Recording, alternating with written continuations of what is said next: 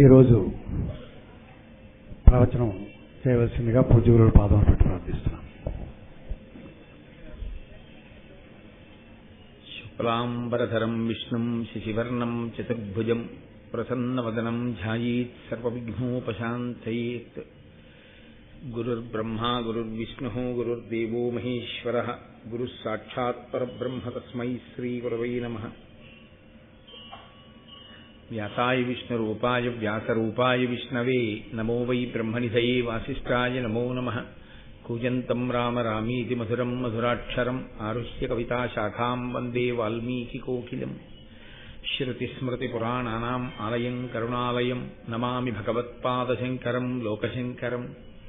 వాగర్ధావివ సంపృక్తౌ వాగర్ధప్రతిపత్తయే జగతః పితరౌ వందే పార్వతీ పరమేశ్వరౌ. సూక్తిం సమగ్రయతున స్వయమేవ లక్ష్మీః శ్రీరంగరాజమహిషీ మధురైః కటాక్షైః. వైదగ్ధ్యవర్ణగుణగుంభనగౌరవైర్యాం కండూలకర్ణకుహరాः కవయోధయంతి. హైమోర్ధ్వపుండ్రమజహన్మకుటం సునాసం మందస్మితం మకరకుండలచారుగండం బింబాధరం బహుళదీర్ఘకృపాకటాక్షం. శ్రీవేంకటేశముఖమాత్మని సన్నిధత్తాం. విమలపటీ కమలకుటీ పుస్తకరుద్రాక్షసస్తహస్తపుటీ కామాక్షీ పక్ష్మలాక్షీ కలిత విపంచీ విభాసి వైరించీ. మనోజవం మరుతతుల్యవేగం జితేంద్రియం బుద్ధిమతాం వరిష్టం వాతాత్మజం వనరయూథముఖ్యం శ్రీరామదూతం శిరసా నమామి. ఆపదామపహర్తారం దాతారం సర్వసంపదాం లోకాభిరామం శ్రీరామం భూయో భూయో నమామ్యహం. నారాయణం నమస్కృత్య నరం చైవ నరోత్తమం దేవీం సరస్వతీం వ్యాసం తతో జయముదీరయేత్. హరి ఓం. పరమేశ్వర స్వరూపమైన సభకి నమస్కారం. మహాభారతంలో ఒక ప్రధానమైనటువంటి వ్యక్తి, ఆయన పోషించినటువంటి భూమిక సామాన్యమైంది కాదు. ఇన్ని తరాలు ఆ సింహాసనం కోసం ఎన్ని దెబ్బలాటలు, ఆ రాజ్య విభాగం కోసం ఎంతంత అల్లర్లు, ఎంతంత స్వార్థాలు. ఆయన చేసినటువంటి తప్పు ఏమిటి అలా పుట్టడానికి అంటే చాలా చిన్న తప్పు. కానీ ఆ చిన్న తప్పు చేసినది సామాన్యమైన వ్యక్తి పట్ల కాదు, చాలా గొప్ప మహాత్ముడి పట్ల చేసినటువంటి దోషం. దోషం చెయ్యడంలో కానీ దానం చెయ్యడంలో కానీ ఈ రెండూ కూడా మనం ఎవరికి చేస్తున్నాం, ఎవరి పట్ల చేస్తున్నాం అన్నదాన్ని బట్టి దాని యొక్క వ్యగ్రత మారిపోతుంది. ఒక దోషం చేసినప్పుడు ఏదో ఒక సామాన్యుని పట్ల జరిగిందనుకోండి, అది ఒక స్థాయిలో ఫలితాన్ని ఇస్తుంది. అది ఒక మహాత్ముడి పట్ల జరిగిందనుకోండి, అది కట్టి కుడిపేస్తుంది. అది మామూలుగా ఏముండదు. భీష్ముడి జీవితం ఎంతటి ధర్మాత్ముడో, ఎంత మహానుభావుడో, ఎంత బాగా చదువుకున్నాడో, ఎన్ని తెలుసున్నవాడో, అలా అన్ని కష్టాలు పడ్డాడు. బహుశः మానసికంగా ఆయన పడినంత పరివేదన పడిన పాత్ర వేరొకటి కనపడదు. చిట్ట చివర తన మరణం ఎలా వస్తుందో తానే చెప్పుకోవలసినటువంటి స్థితికి దిగిపోవలసి వచ్చింది మనవలకి. ఎంత కష్టపడ్డాడో ఇటు పాండవుల్ని అటు కౌరవుల్ని చూసి.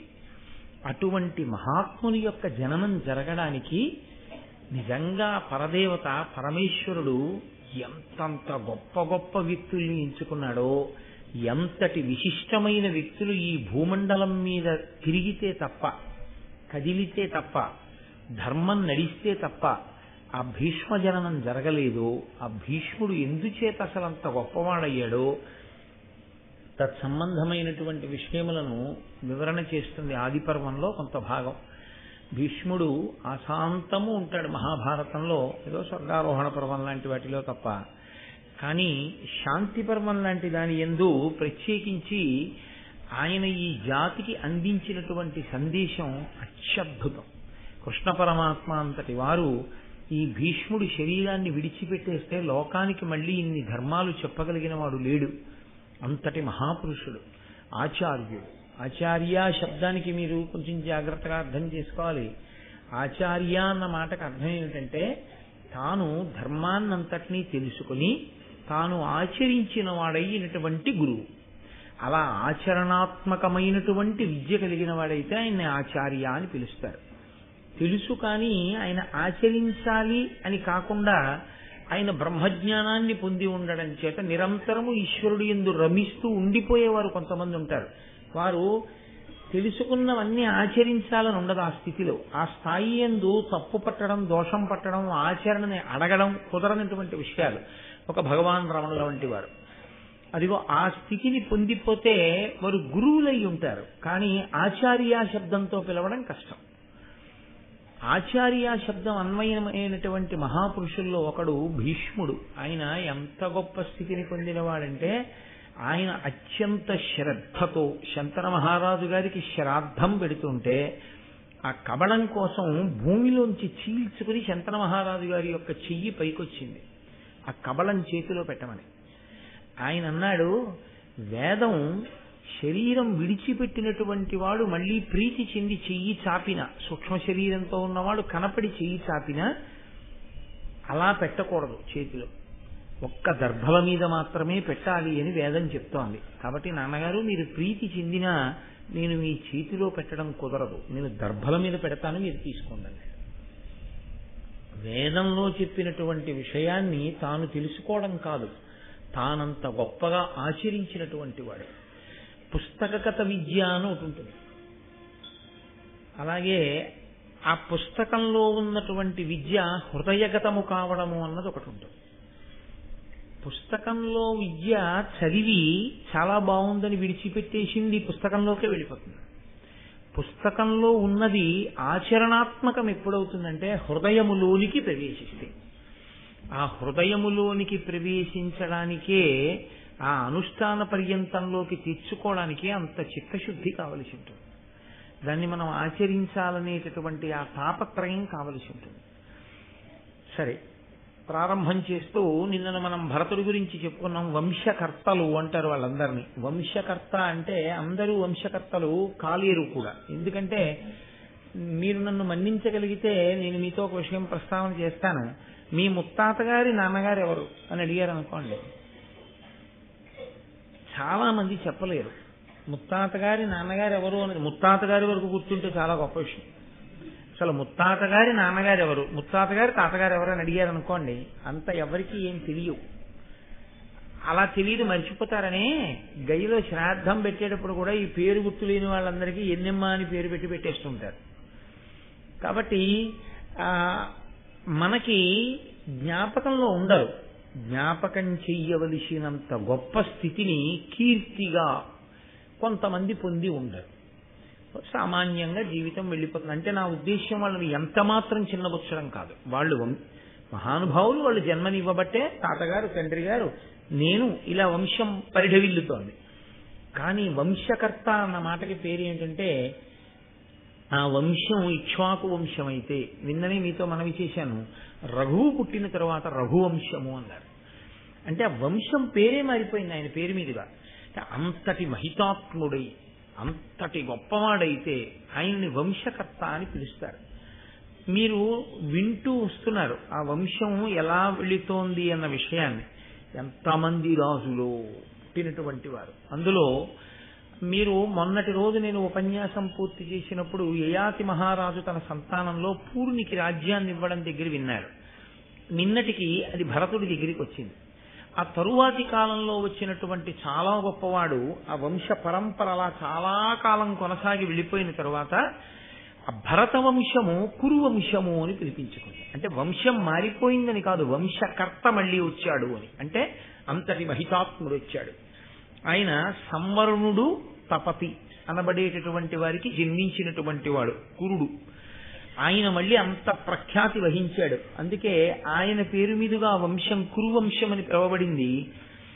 వాళ్ళు యుద్ధం చేసినటువంటి క్షేత్రం కూడా కురుక్షేత్రము అని పిలువబడింది. అటువంటి వంశం నడిచి వెడుతోంది. అంటే దాని యందు మహాత్ములు పుట్టుకుంటూ వస్తున్నారు. ఈలోగా ఇక్ష్వాకు వంశంలో ఒక మహాపురుషుడు జన్మించి ఉన్నాడు. ఆయన పేరు మహాభిషుడు. ఆయన సామాన్యమైన వాడేం కాడు. ఆయన 1000 అశ్వమేధయాగములు చేశాడు. ఒక అశ్వమేధయాగం చేయడమే చాలా గొప్పది. కలియుగంలో అశ్వమేధయాగం లేదు. అసలు కలియుగంలో అశ్వమేధయాగము ఆచరించమని లేనే లేదు. కాబట్టి కలియుగంలో అశ్వమేధాన్ని సంకల్పము చేయకూడదు, కలియుగంలో అశ్వమేధాన్ని చెయ్యను చెయ్యరు, తప్పు అసలు. కలియుగంలో మరి అశ్వమేధయాగం ఏమిటి అని అడిగారు. అనాథ ప్రేత సంస్కారమే అశ్వమేధయాగం. ఎక్కడైనా సంస్కరించడానికి నావారన్నవారి లేకుండా ఎక్కడైనా అనాథ శవం పడుంటే ఆ అనాథ శవానికి సశాస్త్రీయంగా ఎవరు అంత్యేష్టి సంస్కారాన్ని చేస్తారో వారికి అశ్వమేధయాగం చేసినటువంటి ఫలితాన్ని ఆ ఖాతాలో వేస్తారు. అసలు చాలా ఆశ్చర్యకరమైన విషయం ఏమిటంటే సనాతన ధర్మంలో అత్యంత గొప్పదిగా చెప్పబడిన సంస్కారములలో ఒకటి అంత్యేష్టి సంస్కారం. ఇది మీకు అంత గొప్పగా అంత సమంత్రకంగా చేయడం అనేటటువంటిది చాలా చోట్ల చాలా విశ్వాసముల యందు కనపడదు. అది సనాతన ధర్మమునందు అంతర్భాగం. అందుకే దీన్ని సామాన్యులు కాదు ఆచరించడం. ఈశ్వరుడు అవతారాన్ని స్వీకరించినప్పుడు కూడా అనాథ ప్రేత సంస్కారం జరగకపోతే ఆయన ఒప్పుకోలేదు. రామచంద్రమూర్తి ఎక్కడెక్కడ అటువంటి వారితో తనకి సంఘం ఉన్నా వారికి అంత్యేష్టి సంస్కారం చేసి వెడుతుంటాడు. జటాయువుకు అంత్యేష్టి చేశాడు. రావణుడికి చెయ్యమని విభీషణుడిని ప్రోత్సహించాడు, నువ్వు చేయకపోతే నేను చేస్తానన్నాడు. వాలికి సుగ్రీవునితో చేయించాడు. ఆయన అనాథ ప్రేత సంస్కారం అనగా అసలు ప్రేత సంస్కారము జరగకుండా రామావతారం ఒప్పుకోలేదు. అలాగే కృష్ణావతారం. కృష్ణుడు దగ్గరుండి తిలోదకాలు ఇప్పించి మహానుభావుడు గోదానములు అవి చేయించాడు వెళ్ళిపోయినటువంటి పితృదేవతల పేరు మీద. వెంకటాచల క్షేత్రంలో ఇప్పటికీ గోగర్భము అని చెప్పి ఒక పెద్ద ఆనకట్ట, ఆ జలాశయం అది ఉంటుంది. అక్కడే క్షేత్రపాలక శిల కాదు, ఆ శిల అన్న మాట వాడడమే నాకు అసహ్యం. క్షేత్రపాలక శిల ఏమిటి? శిల అయితే కదిలిక ఉండదు, ఏమీ ఉండదు. మహాశివరాత్రి నాడు అభిషేకం ఎందుకు చేస్తున్నావు అక్కడికి వెళ్ళి? క్షేత్రపాలక శిల అయితే అది క్షేత్రపాలక శిల కాదు, క్షేత్రపాలకుడు, వెంకటాచలాన్ని రక్షించేవాడు అన్నవాడెవరో తెలుసా అండి? వెంకటాచల క్షేత్రాన్ని పరమశివుడు రక్షిస్తూ ఉంటాడు. ఆయనే పెద్ద గోళాకారంలో ఆ గోగర్భంలో నీటిలో ఉంటాడు. ఒకసారి మనందరం వెళ్ళినప్పుడు కొంతమందికి నేను చూపించాను కూడా, అక్కడ కూర్చోబెట్టి విష్ణు సహస్రం అవి చదువుకున్నాను కూడా. అక్కడ మీరు కొంచెం గుహలా ఉంటుంది, అందులోకి వెళ్లి చూస్తే కృష్ణుడు పాండవుల చేత యుద్ధ భూమిలో మరణించినటువంటి అనేక మందికి ఉత్తమగతులు కలగాలి అని దానాలు చేయించినటువంటి గుర్తులు ఆ బండ మీద ఉంటాయి ఇప్పటికీ. కాబట్టి అసలు అంత్యేష్టి సంస్కారము అనేటటువంటిది అంత గొప్ప వైభవాన్ని సంతరించుకుంది. అందున అశ్వమేధయాగము అనేటటువంటిది ఆ యుగాల్లో చేశారు. ఈ యుగాల్లో అశ్వమేధయాగ కల్పాన్ని వాడడం కుదరదు. గుర్రాన్ని ఎవరు విడిచిపెడతారు? ఆ గుర్రాన్ని కట్టేసిన వాడైతే నేను యుద్ధం చేస్తానని ఎలా అంటారు? అవన్నీ కుదరనప్పుడు ఇంకా అశ్వమేధయాగం ఏమిటి? కాబట్టి ఆ కల్పం కుదిరేది కాదు. అశ్వమేధయాగం చాలా గొప్ప ఫలితాన్ని ఇస్తుంది ఒక్క అశ్వమేధయాగం చేస్తే. ఇప్పుడు లేదు, లేకపోయినా మరి అశ్వమేధం చేసిన ఫలితం ఎలా ఇస్తారన్నారు? అనాథ ప్రేత సంస్కారం చేయగలిగితే అశ్వమేధయాగం చేశారన్న ఫలితాన్ని మీ ఖాతాలో వేసేస్తామన్నారు. కాబట్టి మహానుభావుడు మహాభిషుడు 1000 అశ్వమేధయాగములు చేశాడు, 100 రాజసూయ యాగములు చేశాడు. అంటే సామాన్యుడైనటువంటి రాజు కాడు, అసాధారణ ప్రజ్ఞాశాలి, గొప్ప రాజర్షి, అంతటి ధర్మం తెలిసినవాడు. ఆయన విమానం ఎక్కి ఇంద్రసభకి బ్రహ్మసభకి వెళ్ళగలిగేవాడు. బ్రహ్మసభకి ఒక ప్రత్యేకత ఉంటుంది. ఒక కోణాన్ని ఇప్పుడు నేను స్పృశించను కానీ బ్రహ్మసభ అనబడేటప్పటికీ దానికి ఒక ప్రత్యేకమైనటువంటి గౌరవం. ఎందుకంటే ఆయన ఎప్పుడు 4 ముఖాలతో ఆయనే వేదం చెప్తూ ఉంటాడు. అది ఎలా ఉంటుంది అంటే గొప్ప అసలు పీఠాధిపతి మహాపండితుడు అన్నమాట వాడకూడదు. నేను మాట్లాడేది శంకర భగవత్పాదులు స్థాపించినటువంటి పీఠముల వంటి మహాపీఠముల గురించి నేను మాట్లాడుతున్నాను. శంకర భగవత్పాదులు స్థాపించినటువంటి పీఠములలో మళ్ళీ అత్యద్భుతమైనటువంటి పీఠంగా దక్షిణ భారతదేశంలో వన్యకెక్కిన పీఠములు శృంగగిరి, కంచి. అందులో మళ్ళీ మహాప్రాజ్ఞులైన వారే పీఠాధిపత్యం వహిస్తూ ఉంటారు. అంతటి మహాపండితులు, పండితులన్న మాట కూడా వాళ్ళ విషయంలో అసలు సరిపోదు, కదిలి వెళ్ళేటటువంటి శారదాస్వరూపాలవి. అటువంటి శారదాస్వరూపం దగ్గర మీరు నేర్చుకున్నారనుకోండి, చదువుకున్నారనుకోండి ఏదైనా విషయాన్ని, ఇంకా అది సామాన్యమైనటువంటి చదువు కాదు. ఆ చదువు స్వయంగా శృంగగిరి పీఠాధిపతులైనటువంటి భారతీ తీర్థస్వామి వారు ఇప్పటికీ శృంగేరిలో పాఠశాలలో ఉండేటటువంటి విద్యార్థులకి పాఠం చెప్పడానికి పెడతారు. ఆయన పాఠం చెప్తారు. ఆయన పాఠం చెప్పేటప్పుడు ఎవరైనా వెళ్ళి మీకోసం వచ్చారు చాలా పెద్దవారు అని చెప్తే ఆయన చాలా చికాకు పడతారు. పిల్లలకి పాఠం చెప్పేటప్పుడు ఎక్కడ శృంగగిరి పీఠాధిపత్యం అండి, మాటల శృంగేరి పీఠాధిపత్యం అంటే అంత శృంగగిరి పీఠాధిపత్యం వహిస్తున్నటువంటి భారతీ తీర్థస్వామి వారు అంత జాగ్రత్త తీసుకుంటారు పిల్లలకి పాఠం చెప్పడం అంటే. ఎన్ని కోట్ల మందిలో ఏ ఒక్కడు ఆ అదృష్టాన్ని పొందుతాడు అటువంటి మహానుభావుడి దగ్గర పాఠం నేర్చుకోవడం అంటే. ఆయన వారి గురువు గారి దగ్గర ఆ ఉజ్జయిన్లో వారు చాతుర్మాస్యం చేస్తుంటే సిప్రా నదిలో స్నానం చేస్తే వెళ్తుంటే వారి కాళ్ళు పట్టుకున్నారు. నీకేం కావాలని అడిగితే మీ దగ్గర తర్కశాస్త్రం నేర్చుకుంటానన్నారు. స్వయంగా అభినవ విద్యాతీర్థ మహాస్వామి వారు కూర్చోబెట్టి భారతీ తీర్థస్వామి వారికి తర్కశాస్త్రాన్ని నేర్పారు. ఇప్పుడు భారతీ తీర్థస్వామి వారు ఎంతో మంది విద్యార్థులకి పాఠం చెప్తుంటారు ప్రతిరోజు. నేను భారతీ తీర్థస్వామి వారి దగ్గర ఫలానా చెప్పుకున్నాను అని చెప్పుకోవడమే జీవితంలో ఒక గొప్ప వరం. అటువంటిది సాక్షాత్తు చతుర్ముఖ బ్రహ్మ. నాలుక మీద సరస్వతీదేవి ఉంటుంది. నాలుక మీద సరస్వతి నర్తించేటటువంటి చతుర్ముఖ బ్రహ్మగారు 4 ముఖములతో వేదం చెప్తూ ఉంటారు. పరమేష్ఠి అని పేరైనది. ఆ మహానుభావుడు ఆయన ఆధ్యక్షమునందు కూర్చుని ఉండగా అంత మర్యాదగా ఉంటుంది సభ. అక్కడ ఇంకా ఏ ఇతరమైనటువంటి కల్మషభూయిష్టమైన ఆలోచనలతో కూడినటువంటి ప్రవర్తన అక్కడ అంగీకరింపబడదు. బాహ్యాభ్యంతరములయందు లోపల అటువంటి భావన ఉండకూడదు, పైన అటువంటి భావన ఉండకూడదు. ఆ స్థితికి చేరగలిగాడన్నవాడు మాత్రమే బ్రహ్మసభలోకి ఎడతాడు తప్ప అక్కడికి వెళ్ళిపోవడం అనేటటువంటిది అసలు సాధ్యమే కాదు. దానికి తోడు మళ్ళీ బ్రహ్మసభలోకి వెళ్ళాలి అంటే చాలా చూస్తారు. ఇప్పుడు నేను అవన్నీ చెప్పడం కోరే విషయాలు కావనుకోండి. కాబట్టి అటువంటి బ్రహ్మసభలోకి వెళ్ళి నిలబడగలిగినటువంటి అదృష్టాన్ని బ్రహ్మగారి సభలో బ్రహ్మగారు మాట్లాడుతుంటే కూర్చుని ఆయన ఇచ్చిన ఆదేశాలను వినడం.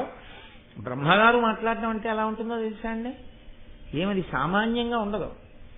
ఆయన ఇప్పుడు ఈ కదలిక ఎందుకు వచ్చింది అని అడిగారు అనుకోండి, ఇంకొక 500 సంవత్సరముల తర్వాత ఇప్పుడు వచ్చిన కదలిక ఎందుకు వచ్చిందో అది ఆ తర్వాత దేనిగా పరిణమిస్తుందో చెప్తుంటారు సభలో.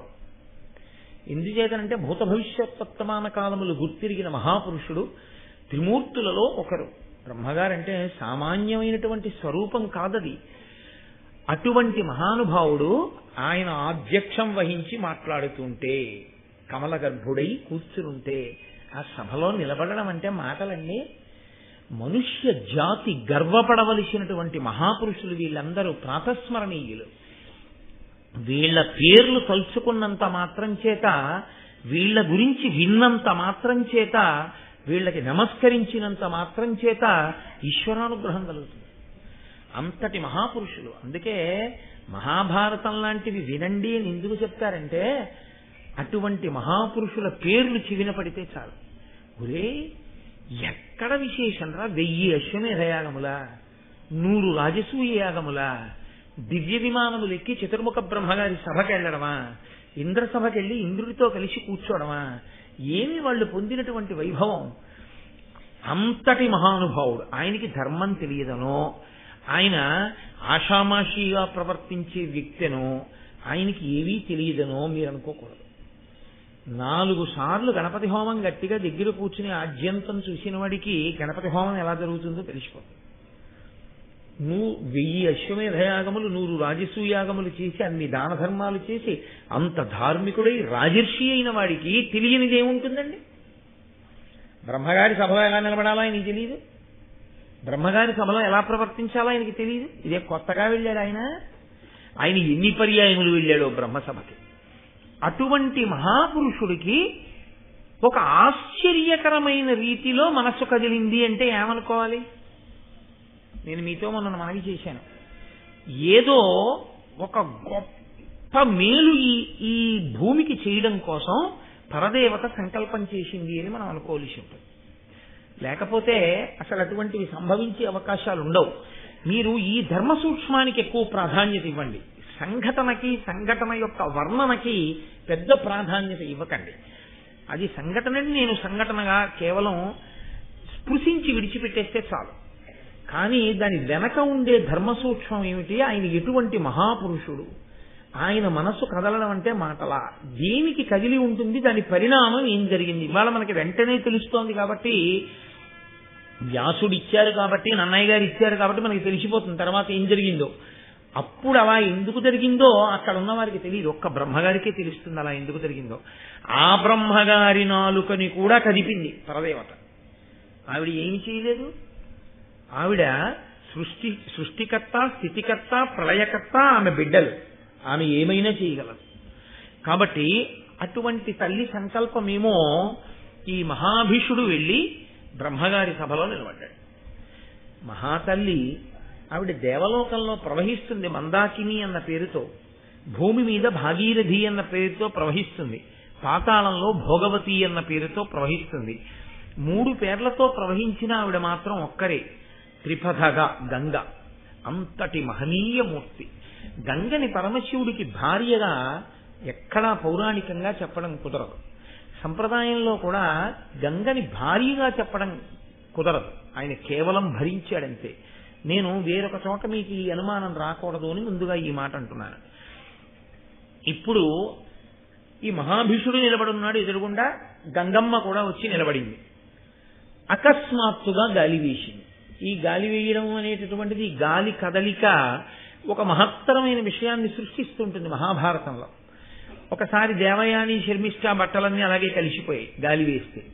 ఇక్కడ ఆవిడ కట్టుకున్న వస్త్రము కొద్దిగా భ్రంశమైంది. ఇటువంటి మహాభీషుడు, ఎంతటి మహానుభావుడు. అందరూ తల తిప్పుకున్నారు. ఆయన ఒక్కడు ఆవిడ వంక చూసి ఆయన మనస్సు యందు కామప్రచోదనం అయింది. ఆంతరమునందు బాహ్యమునందు కనిపెట్టగలిగిన వాడు బ్రహ్మగారు. ఆయన చూసి అన్నారు, ఈ సభ యందు ఎలా ఉండకూడదో అలా ఉన్నావు, కాబట్టి నువ్వు మర్త్యలోకమునకు వెళ్ళిపో, నువ్వు భూమి మీదకి వెళ్ళి మనుష్యునిగా పుట్టు. ఏమంటే బ్రహ్మగారి నోటి వెంట రావాలంటే శిలవైపోదువుగాక అనవచ్చు. యుక్తాయుక్త విచక్షణ లేకుండా ప్రవర్తించావు కాబట్టి నీవు ఒక జంతువు అయిపోదువుగాక అనవచ్చు. నువ్వు బ్రహ్మరాక్షసుడు వగుదువుగాక అనొచ్చు. ఆయన అనలేదు. ఆయన నీవు మనుష్యలోకమునందు జన్మించదవుగాక అన్నారు. అసలు ఈ అనడం వెనక పరదేవత ఉంది అని మీరు గుర్తుపట్టాలి. ఆయన బ్రహ్మగారి నోటి వెంట మాట వచ్చేటట్టు చేసింది కూడా పరదేవత అయితే, ఆ సంఘటన చేయించింది కూడా పరదేవతే అని మీరు అంగీకరించవలసి. కాబట్టి ఇప్పుడు ఆయన నోటి వెంట ఏ మాట వచ్చిందో ఆ మాటకి ఔదల దాల్చి మహాభిషుడు మర్త్యలోకమునందు అనగా మనుష్యలోకమునందు పుట్టాలి. ఆయన అన్నాడు, మీరు శాపవాక్కు విడిచిపెట్టారు, నేను తప్పకుండా ఔదల దాలుస్తాను. తప్పు ఒప్పుకోగలిగినటువంటి గొప్ప స్థితి, చిన్న తప్పు, దానికి నేను మర్త్యలోకంలో పుట్టనా అని అడగలేదు ఆయన. నిజమే, ఎందుకు కలిగిందో నా మనస్సులో అటువంటి కదలిక కలిగింది. కాబట్టి మీరు ఇచ్చిన శాపాన్ని నేను అంగీకరిస్తున్నాను, కానీ నాకు ఒక వరం కావాలి. ఇప్పుడు భూమండలంలో మహానుభావుడు, రాజర్షి, గొప్ప ధర్మాత్ముడు, వేదం చదువుకున్నవాడు, తపస్వి, మహాపురుషుడైనటువంటి వాడు ప్రతీపుడు ఉన్నాడు. ఆ ప్రతీప మహారాజు గారు ఇదిగో ఈ భరత వంశంలో వచ్చినటువంటి వాడు. ఆయన భార్య పేరు సునంద. ఆ ప్రతీపునికి నేను కుమారుడిగా పుడతాను తప్ప మీరు చెప్పినట్లుగా మర్త్యలోకానికి వెళ్ళడానికి నాకు అభ్యంతరం లేదు. కానీ ఎవరి కడుపున పడితే వాళ్ళ కడుపున పుట్టమంటే మాత్రం నేను అంగీకరించాను. ఏమి ఈ మాట ఎందుకు అనాలి? ఏ ప్రతీపుడికి పుడితే మాత్రం మనుష్యుడు కాడే అంటే కాదు. సాధారణంగా లోకంలో ఉండే నియమం ఏమిటంటే తండ్రి కలిగిన పిన్ని దానమేలా అని లోకంలో ఒక సూక్తి. అనగా తండ్రి అనేటటువంటి వాడు బ్రతికి ఉంటే ఇంకా అంతకన్నా పిన్నిది అక్కర్లేదు. తండ్రి ఎప్పుడూ ఏం ఆలోచిస్తూ ఉంటాడో తెలుసా అండి? భార్య ఒంట్లో బాగులేదు, కొడుకు ఫోన్ చేశాడు, నాన్నగారనే అమ్మ ఎలా ఉందన్నాడు. మీ అమ్మకి జ్వరంగా ఉంది, ప్రతిరోజు రాత్రి జ్వరం వస్తుంది, డాక్టర్ గారికి చూపించాను, తగ్గట్లేదు, 10 రోజుల నుంచి మందులు వేసుకుంటోంది, సరిగ్గా భోజనం అవి సహించట్లేదు, చాలా ఇబ్బంది పడుతోంది అని తండ్రి చెప్తాడా? చెప్పడు. ఎందుకు చెప్పడో తెలుసా అండి? నేను ఉన్నానుగా హాస్పిటల్కి తీసుకెళ్ళడానికి, నేను చూస్తానుగా నా భార్యని. ఇప్పుడు పాపం వాడికి ఎందుకు చెప్పడం? వాడికి చెప్తే వాడు సెలవు పెట్టుకు రాలేడు. 2 ఆ శనాదివారాలో కలిసి వస్తే వాడు రావాలి. ఇప్పుడు చెప్తే వాడు అక్కడ సరిగ్గా తింటాడో తినడో, ఏ బెంగ పెట్టుకుంటాడో, అమ్మ ఎలా ఉందో అనుకుంటాడో ఏమో. ఎందుకు వాడికి చెప్పడం? చక్కగా ఉందిరా మీ అమ్మ. నాన్నగారండి ఏదో అమ్మకు ఒకసారి ఫోన్ ఇవ్వండి అన్నాడు అనుకోండి, ఆ ఫోన్ ఇలా పట్టుకుని కాసేపు వాడితో సంతోషంగా మాట్లాడు, బెంగ పెట్టుకుంటాడు అని ఇస్తే, బాగున్నాను రా, ఆఫీస్కి వెళ్ళొచ్చాను, అది ఇదేని అమ్మ మాట్లాడేస్తుంది. వాడు అక్కడ సంతోషంగా తిరుగుతాడు. వాడికి ఎప్పుడు తెలుస్తుంది? వాడంతటా వాడు వస్తాడు కదా, ఎప్పుడప్పుడు ఏ శని ఆదివారాలు సెలవులు వచ్చాయని వస్తాడు. వచ్చినప్పుడు వాడికి తెలుస్తుంది. తెలిసిన తండ్రి ఏమంటాడంటే, ఏం పర్వాలేదురా, తగ్గిపోతుంది అన్నారు. మనిషి అన్నాక రాకుండా ఉంటాయిరా, వస్తాయి, దానికి నువ్వు పెద్ద బెంగ పెట్టుకోక అన్నా, అంత ఏమైనా ఉంటే నేను చెప్పనా నీకంటాడు. అందుకే తండ్రి కలిగిన పిన్నిధానమేలా, తండ్రి ఉంటే సుఖాలన్నీ ఉంటాయి. తండ్రి కొడుకు సుఖపడాలి, కొడుకు సుఖపడాలి, కొడుకు సుఖపడాలి, అదే ఆలోచిస్తాడు ఎప్పుడు. కొడుకు ఎలా పోయినా పర్వాలేదు, నేను సుఖపడాలని తండ్రి అంటాం. కాబట్టి అటువంటి తండ్రి ఉంటే ఆ తండ్రి గురువు అవుతాడు. ఉపనయనం చేసినప్పుడు వేరు గురువు కాదు, మొదట తండ్రియే గురువు. ఎందుకంటే ఉపనయనం చేసినప్పుడు గాయత్రీ మహామంత్రాన్ని ఉపదేశం చేసేది తండ్రి. ఆ తండ్రి ధర్మాత్ముడై, ఆ తండ్రి రాజర్షి అయి, ఆ తండ్రి తపస్వి అయితే పాడైపోకూడదా అండి పిల్లలు అంటే, నేను దాని గురించి మాట్లాడడం ధర్మం కాదు. ఇప్పుడు మనం మంచిని మాట్లాడుకోవలసి ఉంటుంది. ఆ తండ్రి యొక్క నడవడిని చూసి తాను కూడా అలా ప్రవర్తించడానికి అవకాశం ఉంటుంది.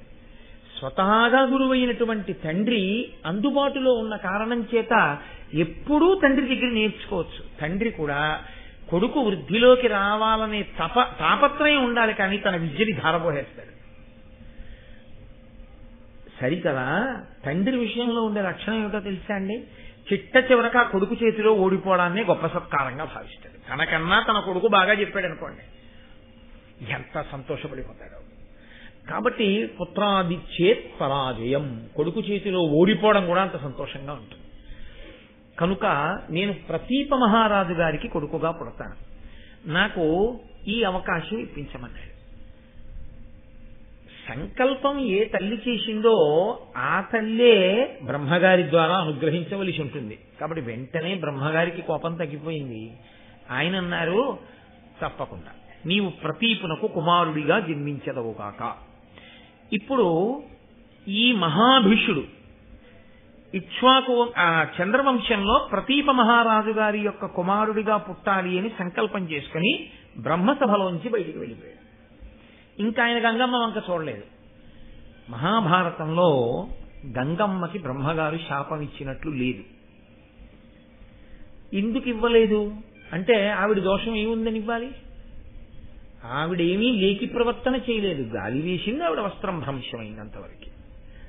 కానీ తన వైపు అలా చూసి అంత శాపానికి గురి భూమండలం మీద రాజుగా పుట్టడానికి అంగీకరించి వెళ్ళిపోతున్నటువంటి మహాభీషుని యందు గంగకి అనురాగం అంకురించి ఆవిడ కూడా వెనకాల వెళ్ళి, ఈయన భూమి మీద పుడుతున్నాడు కాబట్టి నేను కూడా ఇప్పుడు భూమి మీద నా అంశతో కనపడతాను, సాకారముగా నేను కనపడతాను.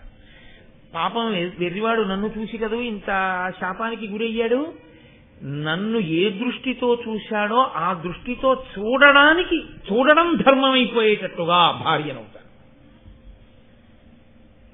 ఎంత ఆవిడ ఇంకొకలా కాదా ఉద్దేశం. అప్పుడు మహాభిషుడు ఏ రూపంతో ఏ పేరుతో భూమండలం మీదకి వస్తాడో ఆ రూపానికి ఆ వ్యక్తికి గంగమ్మ భార్య అయితే అప్పుడు ఆ మహాభిషుడు ఏ పేరుతో పుట్టాడో ఆ పేరుతో గంగని భార్యగా స్వీకరించిన తరువాత ఆ దృష్టితో చూడడానికి, కామదృష్టితో చూడడానికి అభ్యంతరం రాదు. ఎందుకంటే కామము ధర్మంతో ముడిపడుతుంది.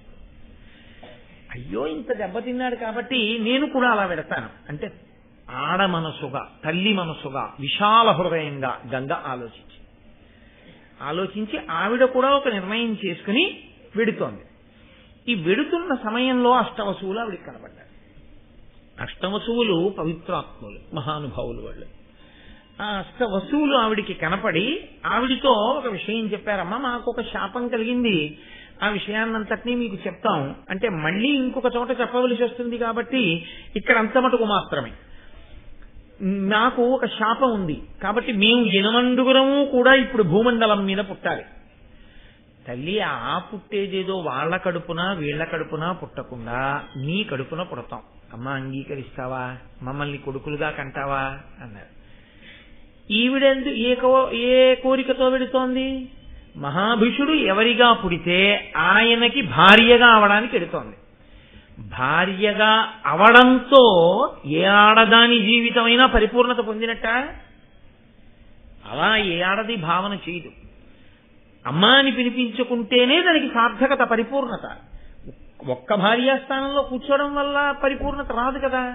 అందుకని ఎలాగో నేను అమ్మా అనిపించుకున్న నాడే సార్థకత కాబట్టి, మనుష్యుడికి భార్యనైన మనుష్యకాంతగా ఉంటాను కాబట్టి అప్పుడు అమ్మా అనిపించుకోవాలి. ఈ పిల్లల్ని నాకు కొడుకుల్ని చేసుకుంటే తప్పేమిటి? వసువుల్ని మంచిదేగా, మంచి కొడుకులు పుడతారు. తప్పకుండా ఆవిడ అభయం ఇచ్చేసింది. అభయం ఇచ్చేయగానే వాళ్ళు అన్నారు, అమ్మ పుట్టగానే తీసుకెళ్లి మమ్మల్ని గంగలో పడగండి. ఆవిడ హడిలిపోయింది. ఇంతటి మహాత్ములు నాకు అడుగున పుడతారా? నేను పుట్టిన వాళ్ళందరినీ బతికెళ్ళి గంగలో పారైనా ఎందుకు అలా పారేయడం అని అడిగింది. మాకు వశిష్ఠ మహర్షి శాపం అమ్మ, భూమి మీద పుట్టాలి, పుట్టి ఉండమని లేదు, పుట్టమని ఉంది. కాబట్టి పుట్టి మాకు మత్స్యలోకంలో ఉండాలని లేదు, పుట్టగానే తీసుకెళ్లి మళ్ళీ గంగలో పడాయి. మేము మరణించి అంటే ఆ శరీరాన్ని వదిలేసి మళ్ళీ వసువులుగా వెళ్ళిపోతాం.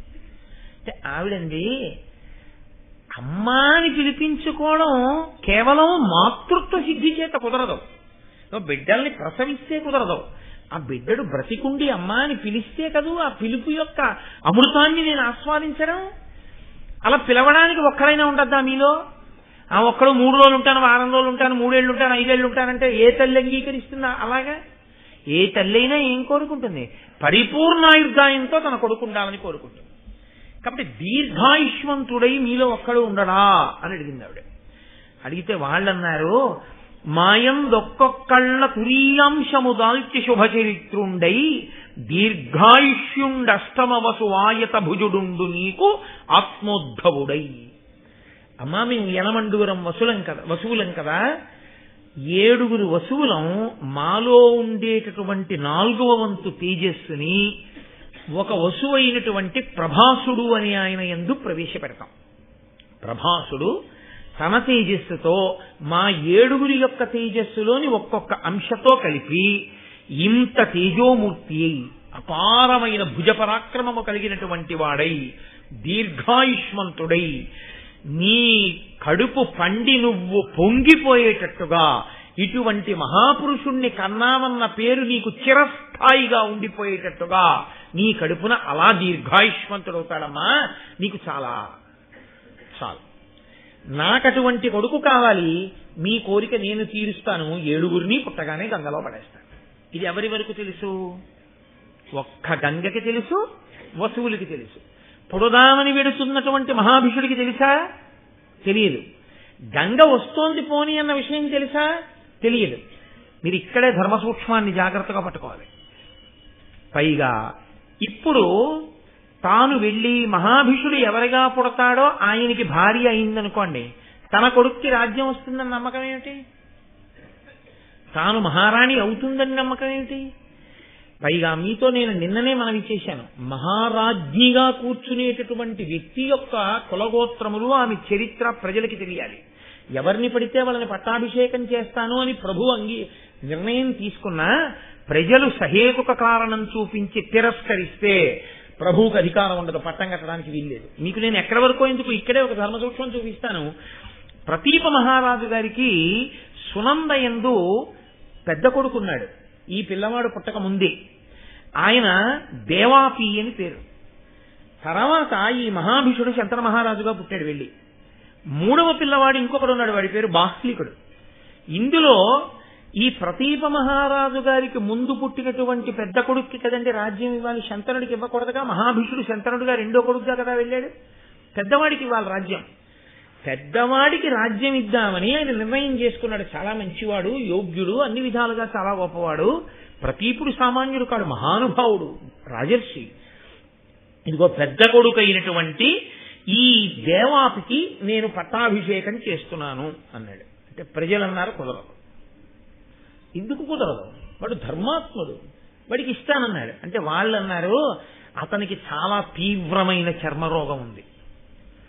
అంత తీవ్రమైన చర్మరోగం ఉన్నటువంటి వ్యక్తి ప్రభువుగా కూర్చోవడానికి అర్హుడు కాడు. కాబట్టి మేము అంగీకరించాం. నేను దీన్ని ఇప్పుడు దాని గురించి పెద్ద విశేష వ్యాఖ్యానం దాని గురించి అక్కర్లేదు. కాబట్టి ఇంత చర్మ వ్యాధి ఉన్నవాడిని మేము ఒప్పుకోమన్నారు. అంటే ప్రతీప మహారాజు గారు ఎంత ధర్మాత్ముడంటే ప్రజలు ఒప్పుకోలేదని తీసేశాడు. నీకు ఇవ్వట్లేదురా రాజ్యం అన్నాడు. అంటే ఆయన ఇక నేను ఎలాగో రాసరికం చెయ్యను కదా, నాకు ఇతర భోగములు అక్కర్లేదని తపస్సు చేసుకోవడానికి వెళ్ళిపోయాడు. అందుకని రెండో వాడికి ఇచ్చారు. మరి మూడో వాడు రాజ్యం కోసం భాగానికి రాలేదా అని మీకు అనుమానం రావచ్చు. బాహ్లికునికి మేనమామ గారి సామ్రాజ్యం వచ్చింది, అందుకని ఆయన మేనమామ గారి దగ్గరికి వెళ్ళిపోయాడు. శంతన మహారాజు గారికి ప్రతీప మహారాజు గారి రాజ్యం అంతా శంతనుడికి వచ్చింది. ఇప్పుడు ఈ శంతన మహారాజు గారు అయితే నేను సంస్కృత భారతంలోంచి కొంత కలిపి చెప్తున్నాను. మీరు ఇంటికి వెళ్ళిన అన్నయ్య గారి భారతం ఒకటి చూశారనుకోండి, నేను చెప్పినటువంటి విశేషాలు కొన్ని మీకు ఆంధ్ర భారతంలో కనపడవు. ఎందుకంటే నేను కొన్ని సంస్కృత భారతంలో కూడా చెప్తున్నాను మీకు ఈ విశేషాలు. కాబట్టి ఇప్పుడు ఈ శంతనుడిగా వచ్చాడు మహాభీషుడు. మీరు బాగా జ్ఞాపకం పెట్టుకోవాలి ధర్మం ఎలా నడుస్తోంది అన్నదాని విషయంలో. మహాభీషుడు శంతనుడిగా వచ్చినప్పుడు ఆయనకి తెలుసు నేను మత్స్యలోకంలో పుడుతున్నాను ప్రతీపునికి కొడుకుగా, గంగ వస్తోంది నాకు భార్యగా అన్న విషయం తెలుసా? శంతనుడికి తెలియదు. మరి గంగ శంతనుడికి భార్య ఎలా అవడం? గంగ శంతనుడికి భార్య అవ్వడం అంత తేలికైన విషయం కాదు. ఇప్పుడు ఆవిడ భార్య అవ్వాలంటే ఎలా భార్య అవడం కుదురుతుందో ఆ మార్గాన్ని ఆవిడే ఎంచుకుంది. లేదు పరదేవతే అలా అనుగ్రహం చేసింది ఆశ్చర్యకరంగా. ప్రతీప మహారాజు గారు గంగానది ఒడ్డున కూర్చుని గొప్ప తపస్సులో ఉన్నాడు. ఉండగా ఈ గంగానది స్త్రీ రూపాన్ని ధరించి వచ్చి ప్రతీప మహారాజు గారి వంక చూసి, నువ్వు ఇంద్ర సమానుడివయ్యా, కాబట్టి నేను నీ తొడ మీద కూర్చుంటున్నాను, నువ్వు నన్ను భార్యగా స్వీకరించు అంది. అని ఏను జహ్నుకన్య ఇంద్ర సమాన నీ సద్గుళావులకు సంతసిల్లి భానుతేజ నీకు భార్యగా వచ్చితి ఇష్టమున పరిగ్రహింపు నన్ను అందావిడ. ఏను జహ్నుకన్య, నేను జహ్నువు యొక్క కూతుర్ని. జహ్నువు తాగి కుడిచివిలోంచి విడిచిపెడితే జాహ్నవి అయింది ఆవిడ. కాబట్టి నేను జహ్నుకన్యని. ఓ ఇంద్ర సమాన అంటే ఇంద్రుడితో సమానమైన వాడా, నీ సద్గుణావళులకు సంతసిల్లి భానుతేజ, నీ సద్గుణాలు విని నేను చాలా సంతోషించాను, నువ్వు నన్ను భార్యగా స్వీకరించు అంది. అని ఆయన కుడి తొడ మీద వెళ్లి కూర్చుంటే ప్రతీపుడు కళ్ళు విప్పి చూశాడు. చూసి ఆయన అన్నాడు, అనిన ప్రతీపుడిట్లనియే అంబురుహానన అగ్నిసాక్షికంబున పరిణీతయైన సతి బొల్పుగా ఒక్కతగాని అన్యులన్ మనమునయేనియుంతలప మానిని ఇట్టి జితాత్ము నన్ను ఇట్లని పలుకంగా నీ కగునే అన్యుల పల్కిన ఎట్ల బేలవై. నాకు వ్రతం ఉంది, నేను ఏకపత్ని వ్రతుణ్ణి. నేను మనసులో కూడా అన్య స్త్రీని ఆ స్థానంలో ఊహ చేయను. నా భార్య ఒక్కతయందే నా యొక్క భార్య దృష్టి తప్ప అన్య స్త్రీల యందు నేను మానసికంగా కూడా ఎప్పుడూ అటువంటి భావన చెయ్యను. కాబట్టి పిచ్చిదానా బేలా, నువ్వు నన్ను ఇలా అడగచ్చా భార్యని చేసుకోమని? అయినా నువ్వు వచ్చి నా తొడ మీద కూర్చున్నప్పుడు కుడి తొడ మీద కూర్చున్నావు. కుడి తొడ మీద కూర్చునేటటువంటి అధికారం ఒక్క కొడుక్కి, కూతురికి, కోడలికి మాత్రమే ఉంది. తనకి బిడ్డలుగా ఉండేటటువంటి వారు ఎవరున్నారో కొడుకు, కోడలు, కూతురు కుడి తొడ మీద కూర్చుంటారు. ఒక్క భార్య అయితే ఆమె ఒక్కతే మాత్రమే ఎడమ తొడ మీద కూర్చోవాలి. వామాంకస్థిత జానకీ పరిలసత్ కోదండ దండం కరే చక్రం చోర్ధ్వకరేడ బాహుయుగళే శంఖం శరం దక్షిణి అని కదా భద్రాచల రామచంద్రమూర్తి గురించి శంకర భగవత్పాదుల శ్లోకం. వామాంకస్థిత జానకీ పరిలసత్, ఎడమ తొడ మీద కూర్చుంది అమ్మవారు. అది భార్యాస్థానం, శాస్త్రం అంగీకరిస్తోంది. ఎడం పక్కన ఉన్న భాగం భార్యాస్థానము అని. కాబట్టి నీవు ఎడమ తొడ మీద కూర్చుంటే నాకు భార్యాస్థానాన్ని అడిగిన దాని అవదు. నా కుడి తొడ మీద కూర్చున్నావు కాబట్టి నా కూతురివి కావు, నా కొడుకువి కావు. కాబట్టి నువ్వేమవ్వాలి? నా కోడలివి అవ్వాలి. నా కోడలివి అవ్వాలంటే నాకు కొడుకు పుడతాడు ఎప్పుడప్పుడు. ఎందుకని? పెద్ద కొడుకు తపస్సు చేసుకోవడానికి వెళ్ళిపోయాడు, రెండవ వాడికి రాజ్యం ఇవ్వాలి. ఆ కొడుక్కి నిన్ను భార్యని చేసుకోమని నేను చెప్పి వెళ్ళిపోతాను. ఇంత ధర్మాత్ముడు, ఇంత రాజర్షి అయిన వాడు కోడల్ని నిర్ధారించి వెళ్ళాడు. మా నాన్నగారు చెప్తే చేసుకున్నానని చెప్పి చేసుకుంటే ఇక కుల పెద్దలు కాని, పౌరులు కాని, పురోహితులు కాని అడ్డు పెట్టడానికి ఏం లేదు. ఆవిడ సచ్చరిత్ర కింద లెక్క. ఆవిడ కడుపున పుట్టిన బిడ్డలకి రాజ్యాధికారం వస్తుంది. ఎంత చమత్కారం జరుగుతోందో చూడండి. కాబట్టి ఇప్పుడు ప్రతీపుడు ఆమెకి మాట ఇచ్చాడు, గంగ వెళ్ళిపోయింది. మళ్ళీ జలస్వరూపాన్ని పొందేసింది. కొంతకాలం అయిపోయింది. మహాభిషుడు, ఎవరు మహాభిషుడు? పేర్లు ఇన్ని వాడడంలో మర్చిపోకూడదు. బ్రహ్మసభలోకి వెళ్ళి చూసినవాడు ఆయన ఉన్నాడే, గంగమ్మని చూసినవాడు. ఆ మహాభిషుడు ఇప్పుడు శంతన మహారాజుగా పుట్టాడు. ఈ శంతన మహారాజు మళ్ళీ చాలా ధర్మాత్ముడు. ఎంతటి ధర్మాత్ముడు, ఎంతటి రాజర్షియో, ఎంతటి గొప్పవాడు ఆంధ్ర భారతంలో లేదు. కానీ సంస్కృత భారతంలో శంతన మహారాజు గారి గురించి చాలా గొప్ప విషయం ఒకటి వ్యాస భగవానుడు ప్రతిపాదన చేశాడు. అసలు ఆయనకి శంతనుడు అన్న పేరు ఎందుకు వచ్చిందో చెప్పారు వ్యాసుల వారు. యం యం కరాభ్యాం స్పృశతి జీర్ణం ససుఖమశ్నుతే పునర్ యువాచ భవతి తస్మాత్తం శంతనం విదుహు. ఆయన శంతన మహారాజు గారు అలా వెడుతూ ఉండగా ఎవరైనా తల ముగ్గుబుట్టలా అయిపోయినటువంటి ఒక వృద్ధుడు కనపడితే శంతన మహారాజు గారు తన రెండు చేతులతో వృద్ధుణ్ణి పట్టుకుని ఒకసారి ఆయన వంక చూస్తే వెంటనే అతడికి యవ్వనం వచ్చేది. అంతటి ధర్మాత్ముడు, అంతటి తపస్వి, అంతటి రాజర్షి, అంతటి మహానుభావుడు శంతనుడు. ఎందుకు శంతనుడు అంత గొప్పవాడు కాగలిగాడు? మహాభీషుడు శంతనుడిగా వచ్చాడు. ఎక్కడికి పోతుంది ఆ వైభవం? కాబట్టి ఇంతటి మహాత్ముడై ఉన్నాడు ఆయన. ప్రతీప మహారాజు గారు శంతనుణ్ణి పట్టాభిషేకం చేసి తాను వానప్రస్థానికి వెళ్ళిపోతున్నాడు భార్య సునందతో కలిసి. వెళ్ళిపోతూ ఎంత గొప్ప పేర్లండి అసలు. ఆ సునంద ఎంత అందమైన పేర్లు. ఏమిటో పుస్తకాలకి పేర్లు అని వెతుకుతారు. మహాభారతం చూడండి, లలితా సహస్రం చూడండి, ఎన్ని గొప్ప గొప్ప పేర్లు దొరుకుతాయో. అసలు మనకున్న ప్రామాణిక గ్రంథాలు పోయాయి. ఏ పేరు పెట్టుకుంటే అందమైన పేరో, ఏ పేరు పెట్టుకుంటే మనకు అభ్యున్నతి కలుగుతుందో ఆ పేర్లన్నీ వదిలేశాం. అక్కర్లేని పేర్లు ఏవో కొన్ని అక్షరాలు కలిపి దానికి అర్థం ఉందో లేదో కూడా తెలియదు. నన్ను ఈ మధ్య ఎవరో ఒక ఆయన అడిగాడు కూడా, అసలు దీనికి అర్థం ఏమైనా ఉందా అండి? ఏమీ అర్థం లేదు బాబు, తప్పు కూడా అలా పెట్టుకోవడం అని చెప్పాను. అందుకని అలాంటి పేరు ఒకటి తెచ్చి పెట్టుకుంటారు. కాబట్టి సునంద ఆ ప్రతీపుని యొక్క భార్య పేరు. ఆయన సునందాదేవితో కలిసి వానప్రస్థానికి వెళ్ళిపోయాడు. వెళ్ళిపోతూ కొడుకుతో చెప్పాడు, ఒకానొకప్పుడు నేను గంగ ఒడ్డున తపస్సు చేసుకుంటూ ఉండగా ఒక స్త్రీ వచ్చి నా కుడి తొడ మీద కూర్చుంటే నేను ఆమెకి వరం ఇచ్చాను, నా కొడుకు నిన్ను వివాహం ఆడతాడని. నీకు మళ్ళీ ఏదో ఒక రోజున గంగానది ఒడ్డున ఆ స్త్రీ కనపడుతుంది.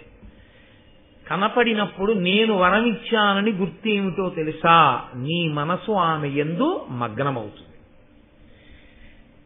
గంగ కదిలి రావడానికి కావలసినటువంటి కారణం ప్రతీపుని ద్వారా తీరేటట్టు కదలికి వచ్చింది. ఇప్పుడు ప్రతీపుని నోటి వెంట వచ్చింది ఆ మాట. నీకు ఏనాడు అలా నీకు పరిచయం లేనటువంటి ఒక స్త్రీని చూసినంత మాత్రం చేత నీ మనసు లగ్నమవుతుందో ఆనాడు నువ్వు జ్ఞాపకం తెచ్చుకో, నేను మాట ఇచ్చింది ఆమెకే, లేకపోతే శంతనుడి యొక్క మనసు అలా లగ్నం అవదని గుర్తు. ఆమెని నువ్వు కులగోత్రములు అడగవలసిన అవసరం లేదు, మా తండ్రి ఆజ్ఞ అని నువ్వు వివాహం చేసుకో అని చెప్పాడు. పితృాజ్ఞ, తప్పకుండా నాన్నగారు మీరు ఆజ్ఞాపించినట్లే జరుగుతుంది అన్నాడు. ప్రతీప మహారాజు గారు వానప్రస్థానికి వెళ్ళిపోయాడు. శంతన మహారాజు గారు మహానుభావుడు రాజ్యం చేస్తున్నాడు, ఆయనకి వివాహం కాలేదు. చాలా కాలం అయిన తర్వాత ఒక రోజున గంగానది ఒడ్డున వేట కోసమని వెడుతూ విహారం చేస్తున్నాడు. గంగా స్త్రీ రూపం ధరించి కనపడింది. వెంటనే ఆయన మనసు ఆమె యందు అనురక్తమైంది. నాన్నగారు ఏమీ అడగకూడదన్నారు, నా మనసు ఇవాళ ఈమె యందు లగ్నమైంది. ఆయన ఊరుకున్నాడు. ఆమె కూడా గ్రహించింది, ఓ ఈయన మనసు నా యందు లగ్నమైంది అని. ఆయన ఎప్పుడూ అలాంటి చూపు చూసేవాడు కాడు, చూశాడు కాబట్టి ఆమె కనిపెట్టగలిగింది. కనిపెట్టి ఆవిడంది వచ్చి, నీవు నన్ను భార్యని చేసుకోవాలి అని కోరుకుంటున్నావు, నేను నీ భార్యనవుతాను, కానీ ఒక్క షరతు. ఎందుకు ఈ మాట అనాలి అంటే, గంగ వసువులకి మాట ఇచ్చింది, పుట్టిన పిల్లల్ని తీసుకొచ్చి గంగలో పడేస్తాను. ఇప్పుడు తనకి స్వేచ్ఛ ఉండాలి పిల్లల్ని అలా పడేయడానికి. లేదనుకోండి, భర్త అనుమతి లేకుండా పిల్లల్ని తీసుకెళ్లి అలా నీటిలో పారేస్తే ఎలా కుదురుతుంది, తప్పు అవుతుంది. కాబట్టి ఆనంది శంతనుడితోటి, భూనాథ నీకు భార్యంగా నన్ను పరిగ్రహింపగడుకొని ఇష్టంబేని సమయంబు సేయుము, మానుగా నాకిష్టమైన మార్గము ప్రీతిన్. నీవు నన్ను భార్యగా స్వీకరించాలి అనుకుంటే నువ్వు నాకొక ప్రమాణం చెయ్యి. నేను నీకు భార్యని అయిన తరువాత నేను ఏది చేస్తున్నా నువ్వు ఇది చెయ్యవద్దని అనరాదు. నీవు నన్ను ఎప్పుడూ ఏ విషయంలోనూ ఇలా ఉండకూడదని నిర్బంధించరాదు. అలా అయితే నిన్ను వివాహం చేసుకుంటాను. తండ్రి గారంతటి వాడు ఆజ్ఞ ఇచ్చాడు, శుభమే జరుగుతుంది కాబట్టి. లేకపోతే తండ్రి గారు ఎందుకు చెప్తాడు? కాబట్టి తప్పకుండా అలాగే నీ మాట నేనెన్నడూ కాదనను. మహానుభావుడు శంతనుడు ఏమనుకుంటాడండి, ఏదో ఆ జరత్కారు చూడండి, నువ్వు ఏమైనా సరిగ్గా నా ఎందుకు గౌరవం తక్కువ చేసి ఉంటే వెంటనే నిన్ను మీ అన్న ఇంటికి పంపించి నేను తపస్కెడతానన్నాడు జరత్కారుడు. ఆవిడ అనుకుందా, సూర్యాస్తమయం అవుతోందని నిద్ర లేపితే నేను లేవకుండా సూర్యుడు వెళ్తాడా, ఎలా పెడతాడు, నన్ను ఎందుకు లేపి అగౌరవం కాదా, సూర్యుడికి ఉన్న వాటి గౌరవం నీకు లేదా అని ఆయన వెళ్ళిపోతాడు అనుకుందా ఆవిడ. అలా ఇక్కడ కూడా ఏమైందంటే, ఆ మహాడితే ఏమడుగుతుంది, మహారాజుని ఎందుకు వద్దని ఎందుకంటాను, ఏ పాట అడుగుతుందిలే అని అలాగే అన్నాడు. వివాహం అయిపోయింది, ఇద్దరూ సంతోషంగా ఉన్నారు. పండంటి కొడుకు పుట్టాడు. రాజుకి అసలు వంశం వంశం వంశం కలవరించిపోతారు. ఎందుకంటే మీరు ఒక విషయాన్ని బాగా జ్ఞాపకం పెట్టుకోవాలి, రాజు తను పరిపాలించడంతో పూర్తి అయిపోదు. కన్న బిడ్డలు ఎటువంటి వారో ప్రభువుకి తన ప్రజలు ఎటువంటి వారు. తల్లి తండ్రి చూడండి, ఓ ఆడపిల్ల పుట్టింది, ఓ మగపిల్లాడు పుట్టాడు. ఆయనకు 25,000 జీతం వస్తోంది. 25,000 జీతం వస్తుంది కదా, వాడికి జరిగిస్తున్నాను వీడిని జరిగిస్తున్నాను, అయిపోయింది. పెళ్లిళ్ళ ఏమో అప్పటికి మనం ఉన్నామో ఉండమో, లేకపోతే వాళ్ళ పెళ్లి ఎలా జరుగుతుందో ఏమో అప్పుడు చూద్దామని చెప్పి తినేస్తాడు ఏంటో వచ్చిన డబ్బంతాను. ఆడపిల్ల పుట్టిందని నెలకో 1000 రూపాయలు పట్టుకెళ్ళి ఏ ఆర్డీఓ ఫిక్స్డ్ డిపాజిట్లో ఏవో వేసి ఆడపిల్ల కోసం దాస్తాడా? మరి కొడుక్కి పాపం ఓ ఇల్లు వాటిలో వాడికి ఇస్తే వాడు కొంచెం ఉంచుకుంటాడు జీవితంలో, కాబట్టి వాడికి ఏదో ఓ ఇల్లు ఏర్పాటు చేద్దాం అని తండ్రి ఆలోచన చేస్తాడా చేయడా బిడ్డల కోసం? నేను వెళ్ళిపోయిన తర్వాత కూడా నా బిడ్డలు సుఖంగా ఉండడానికి నేనేదో చెయ్యాలని తాపత్రయపడతాడు. రాజుల తాపత్రయం ధర్మం అది. ఉత్తమ క్షత్రియుడైన రాజు తాను భోగలాలసుడై ఉండడు. నా తర్వాత వీళ్ళని పరిపాలించడానికి యోగ్యమైనటువంటి కొడుకు నాకు పుట్టివాడు మంచి బుద్ధి కలిగిన వాడై సింహాసనం మీద కూర్చునేటట్టు చూడవలసినటువంటి కర్తవ్యం కూడా నా మీద ఉంటుంది. అందుకు వాళ్ళు వంశం కోసం అంత తాపత్రయపడి బిడ్డలు పుట్టకపోతే ఋషుల్ని ఆశ్రయించి యాగాలు చేసి యజ్ఞాలు చేసి బిడ్డల్ని కానీ సింహాసనం మీద కూర్చోబెట్టి ధర్మాన్ని నిలబెట్టారు. ఎందుకు ఆ తాపత్రయం అంటే ధర్మం నిలబడాలి తప్ప ఎవరో ఓడొచ్చి దాని మీద కూర్చుంటే ధర్మం నశించిపోతుంది. ధర్మం ప్రధానం. అందుకొచ్చింది ఇది. ఎదరెదర ఎంత విచిత్రమైన స్థితిని పొందుతుందో మీరు చూద్దరుగా నా ప్రాతిపదిక. కనుక ఇప్పుడు కొడుకు పుట్టాడు, ఎంత సంతోషిస్తాడు మహానుభావుడు శంతనుడు. ఆవిడ పొత్తిళ్లలో పట్టుకుని ఆ ఉన్నటువంటి పిల్లవాడిని తిన్నగా తీసుకెళ్లి గంగానదిలో పడేసింది. చాలా బాధపడ్డాడు రాజు, ఊరుకున్నాడు. అలా ఎందుకు చేశావు అన్నాడు అనుకోండి, వెళ్ళిపోతుంది. కాబట్టి ఆ సమయమునందు శంతనుడికి ఉన్నది వ్యామోహమే. ఒకసారి మనసులోకి ప్రవేశించకూడదు, కానీ ప్రవేశించిందో, అది జీవుణ్ణి పట్టుకుందో వాసనగా, అది పూర్తిగా తీరేంత వరకు మళ్ళీ జన్మ ఎలా ఉంటుందో చూడండి. కాబట్టి ఇప్పుడు ఆమె యందు కలిగిన అనురాగము చేత కొడుకునే చంపేసిన ఊరుకున్నాడు కాదు.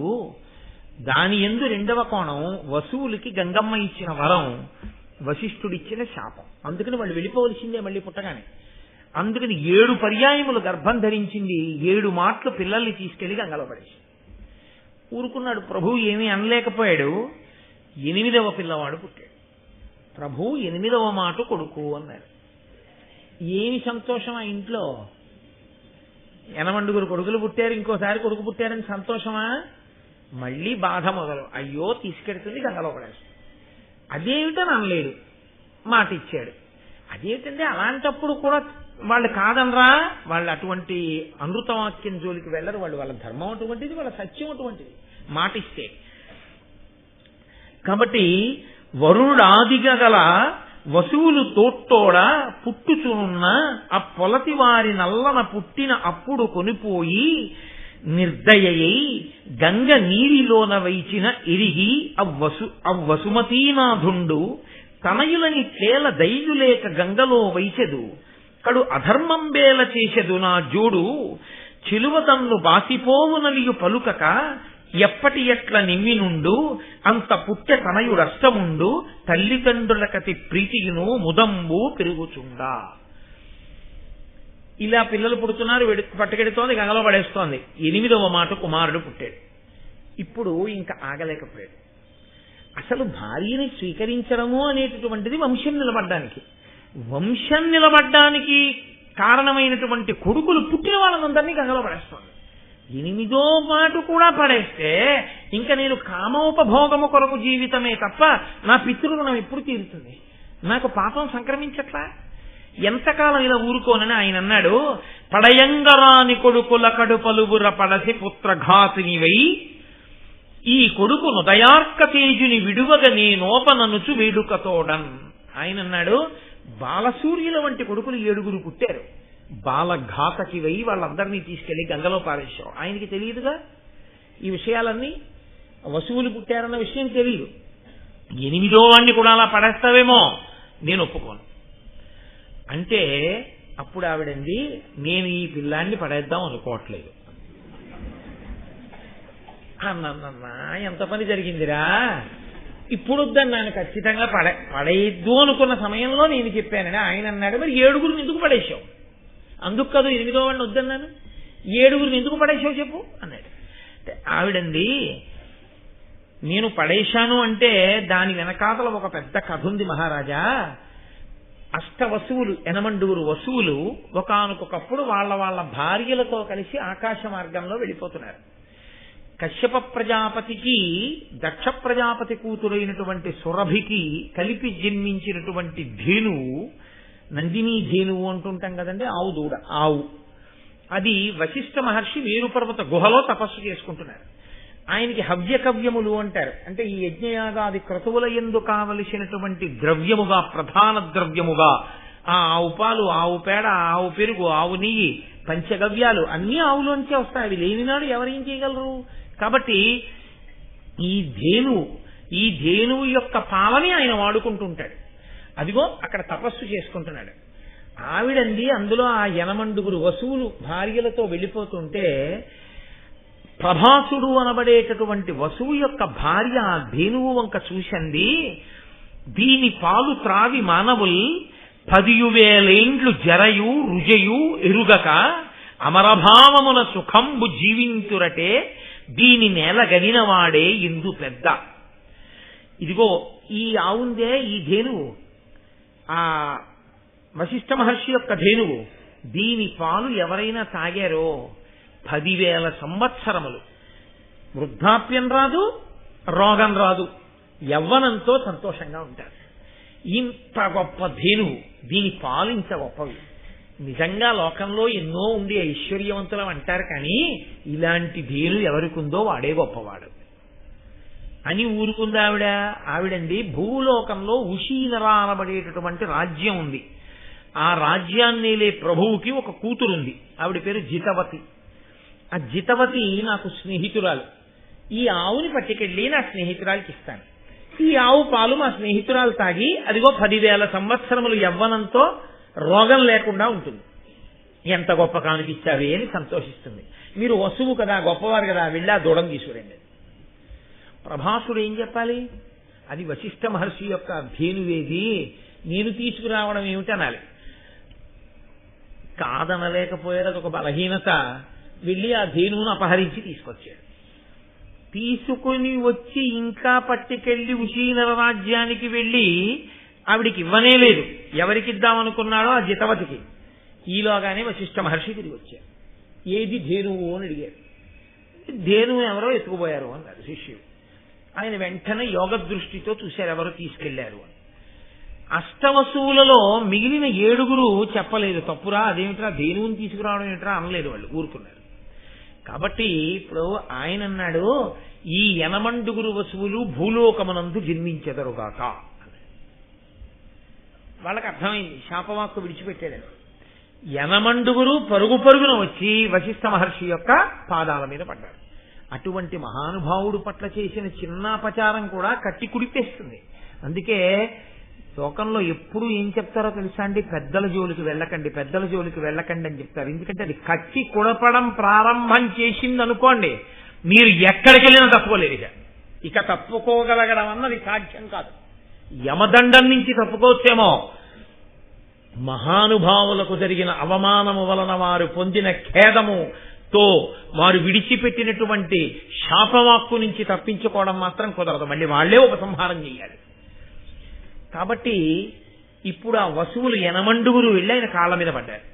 పడితే ఆయన అన్నారు, నేను ఒకసారి విడిచిపెట్టిన వాక్కుని తిప్పడం కుదరదు, కానీ ఒక సావకాశం కల్పిస్తాను.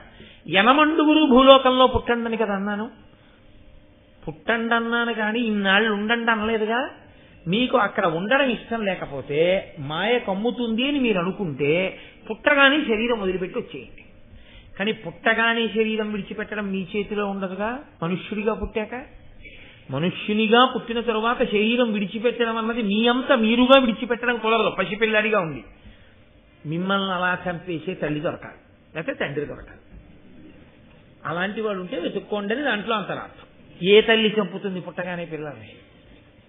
దయాళువై ఉండాలి. వీళ్ళు మళ్ళీ అలా పుట్టేటప్పటికి ఈ విషయాన్ని గుర్తు పెట్టుకుని తాను పుట్టగలిగిన కారణజన్మురాలై ఉండాలి. ఆవిడైతే ఆ గర్భవాసంలో అలా మళ్ళీ వాళ్ళకి ఆ శాప విమోచన ఇప్పించగలడు అని ఆయన అన్నారు. చేసిన దోషానికి అందరినీ ఒక గాట కట్టి శిక్ష ఎలా వేస్తాను? అలా వేయడం కుదరదు. కాబట్టి ఇందులో 7 పుట్టగానే మరణించవచ్చు. అసలు ఈ ధేనువుని ఎత్తుకుపోయిన వాడు ఉన్నాడే ప్రభాసుడు, వాడు మాత్రం పుట్టగానే మరణించడానికి వీల్లేదు. వాడు దీర్ఘాయుష్మంతుడు అవ్వాలి. ఇది కూడా పరదేవతానుగ్రహమే. నోటి వెంట ఆ మాట రావడం అక్కడ వరకు బాగుంది. అప్పుడు అది శాపం ఎలా అయిందండి? ఆయన ఏమన్నారో తెలుసా? వాడు సంతతి లేనివాడు కావాలి. అక్కడ వచ్చింది భీష్మాచార్యుల వారి జీవితం. అన్ని మలుపులు అక్కడ తిరగడం మొదలైంది. సంతత లేని వాని జీవితమునందుండేటటువంటి వైక్లభ్యములను ఇప్పుడు నేను వర్ణించడం సభాముఖంగా నాకు ఇష్టం లేదు. కాబట్టి ఎంత పెద్ద శాపవాక్కు వచ్చి పడిపోయిందో చూడండి. ధేనువు దూడని కదూ అపహరించావు, ఒక ఆవు యొక్క దూడని.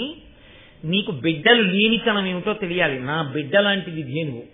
దాన్ని తీసుకుపోయినప్పుడు నేను ఎంత పరివేదన పడ్డానో, పిల్లలు లేని నువ్వు అంత బాధపడాలి. కాబట్టి బిడ్డలు లేకుండుగాక, దీర్ఘాయుష్మంతుడు వగుదువుగాక. కష్టాలు చూడడానికి పనికొచ్చింది ఆయన దీర్ఘాయుష్యాన్ని, మహానుభావుడు. కానీ అంతటి ధర్మాత్ముడు. ఏమి భీష్ముడు, ఆయన పేరు చెప్తేనే 2 చేతులు ఎత్తి నమస్కరించాలి. అంతటి మహానుభావుడు. కాబట్టి ఒప్పుకున్నాడు ప్రభాసుడు. 8 వసువులు బయలుదేరారు. అందుకునయ్యా ఎవరు చెప్తున్నారు ఈ విషయాలన్నీ? గంగ శంతన మహారాజుతో చెప్తోంది. పుట్టిన వాళ్ళు 7 వసువులు. వశిష్ఠ మహర్షి శాపం ప్రకారం వాళ్ళు వెంటనే శరీరం వదలాలి. నన్ను అడిగారు, అమ్మా ఎవరి కడుపునో పుడితే ఎలా సంభవం అవుతుందమ్మా? నీ కడుపునో పుడతాం, పరమపావనిది కనుక నీవు మమ్మల్ని పుట్టగానే తీసుకెళ్లి గంగలో పడయ్యమ్మా అని అడిగారు. వాళ్ళు శాప విమోచనం పొందాలని పడేశానయా, కరకు తల్లినే కాదు అంది. 8వ వాడు దీర్ఘాయుష్మంతుడు కావాలిగా, అందుకని పడయ్యాలనుకోవట్లేదు. నువ్వు వద్దన్నావు, నేను వెళ్ళిపోవాలి. అంటే ఎక్కడ వరకు ప్రయోజనము జరగాలో అక్కడ వరకే. అంతేకాని ఇంకా ఆ అవసరం అయిపోయిన తర్వాత ఇంకా అలా ఉండడం కుదరదు. అది పైన నడిపించేటటువంటి ఈశ్వర శక్తి.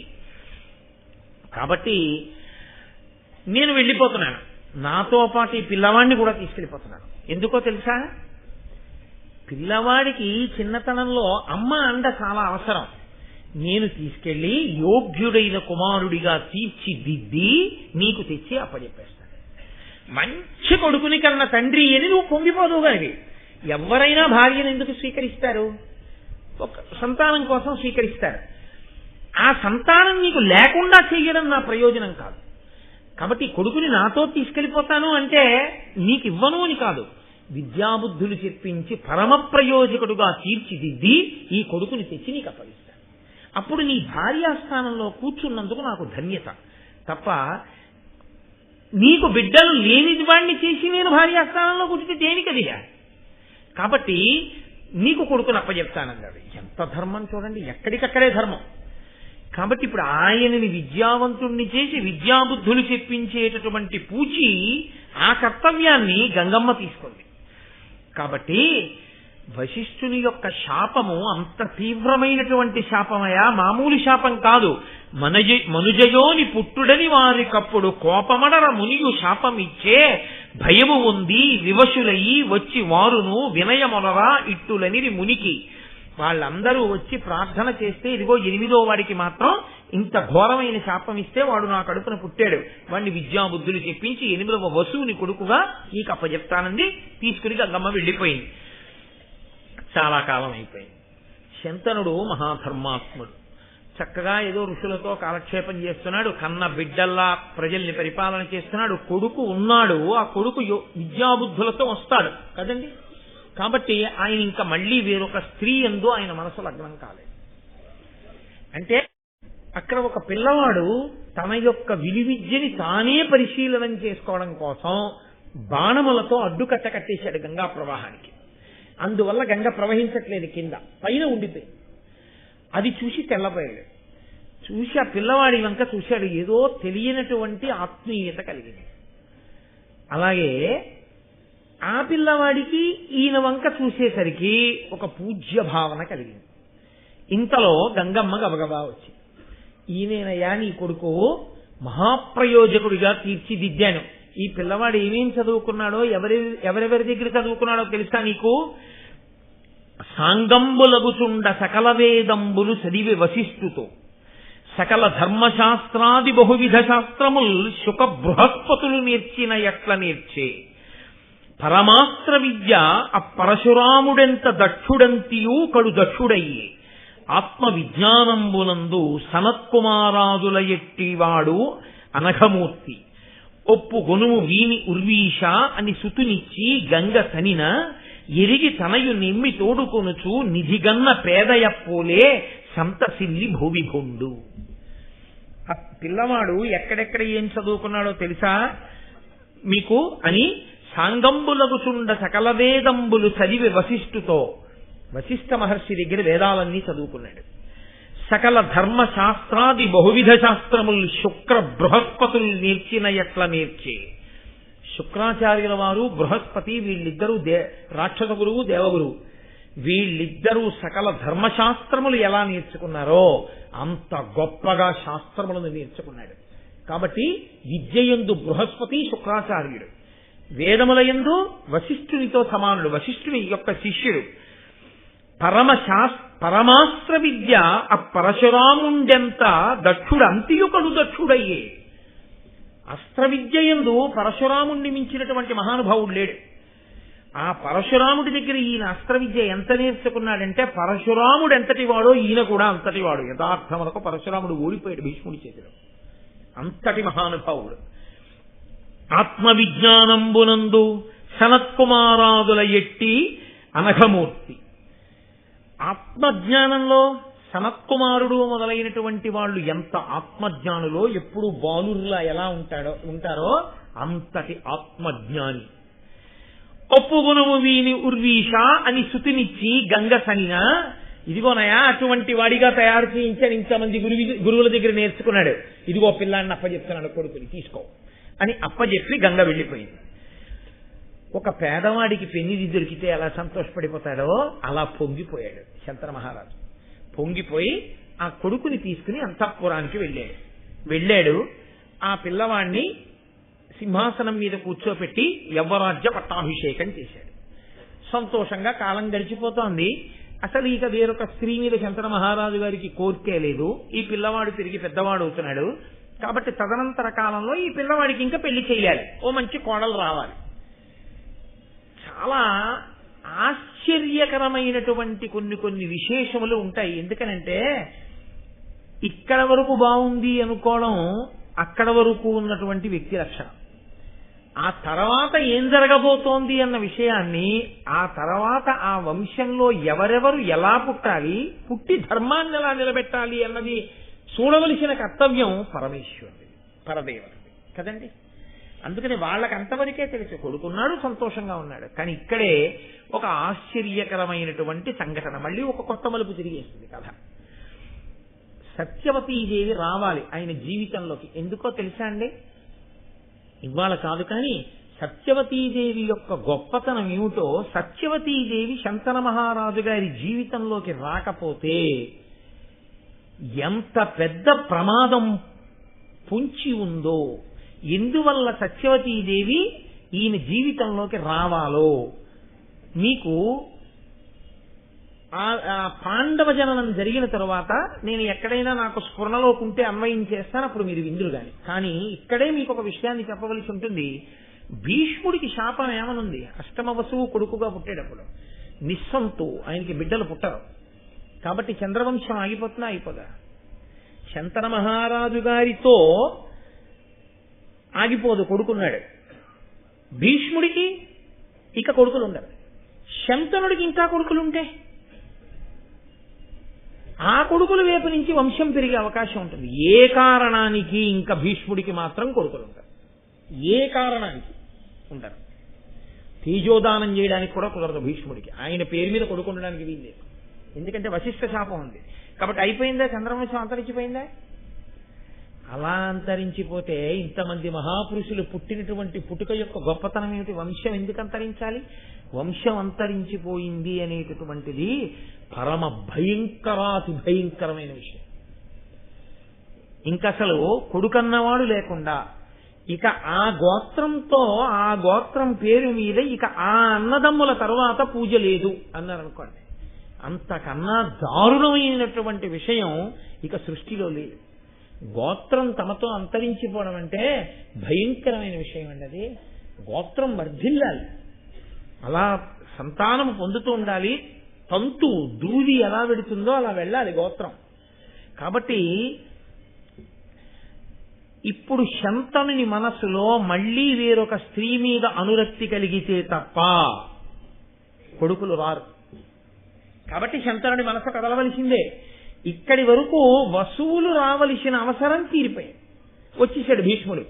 భీష్ముడు వచ్చేసి ప్రయోజనం ఏమిటి ఇప్పుడు? మరి అదేమిటో మీరు భారతం 18 పర్వాలు విన్నాక తెలుసుకుంటారు. కానీ కాబట్టి ఆయన ఉండాలి మహానుభావుడు. ఆయన లేకపోయినా మళ్ళీ కుదరదు. అంతటి మహాత్ముడు భీష్ముడు ఉండాలి.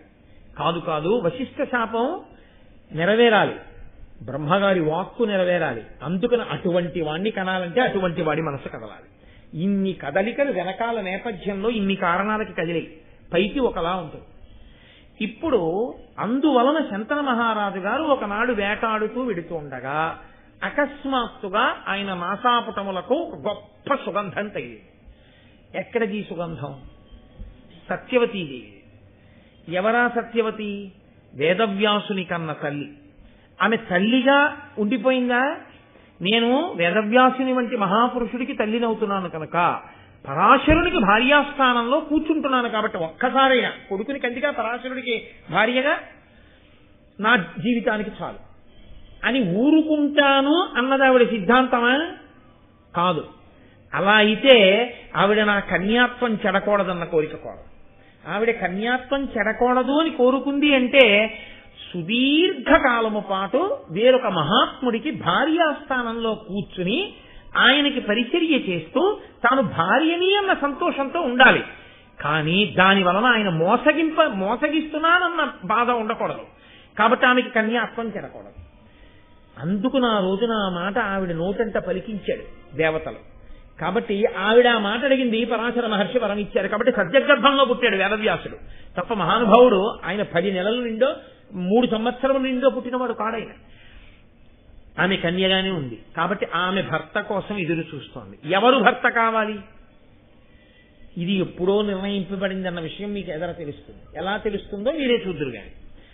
కాబట్టి ఇప్పుడు శంతన మహారాజు గారి యొక్క నాసాపుటములకు ఆ సువాసన తగిలింది.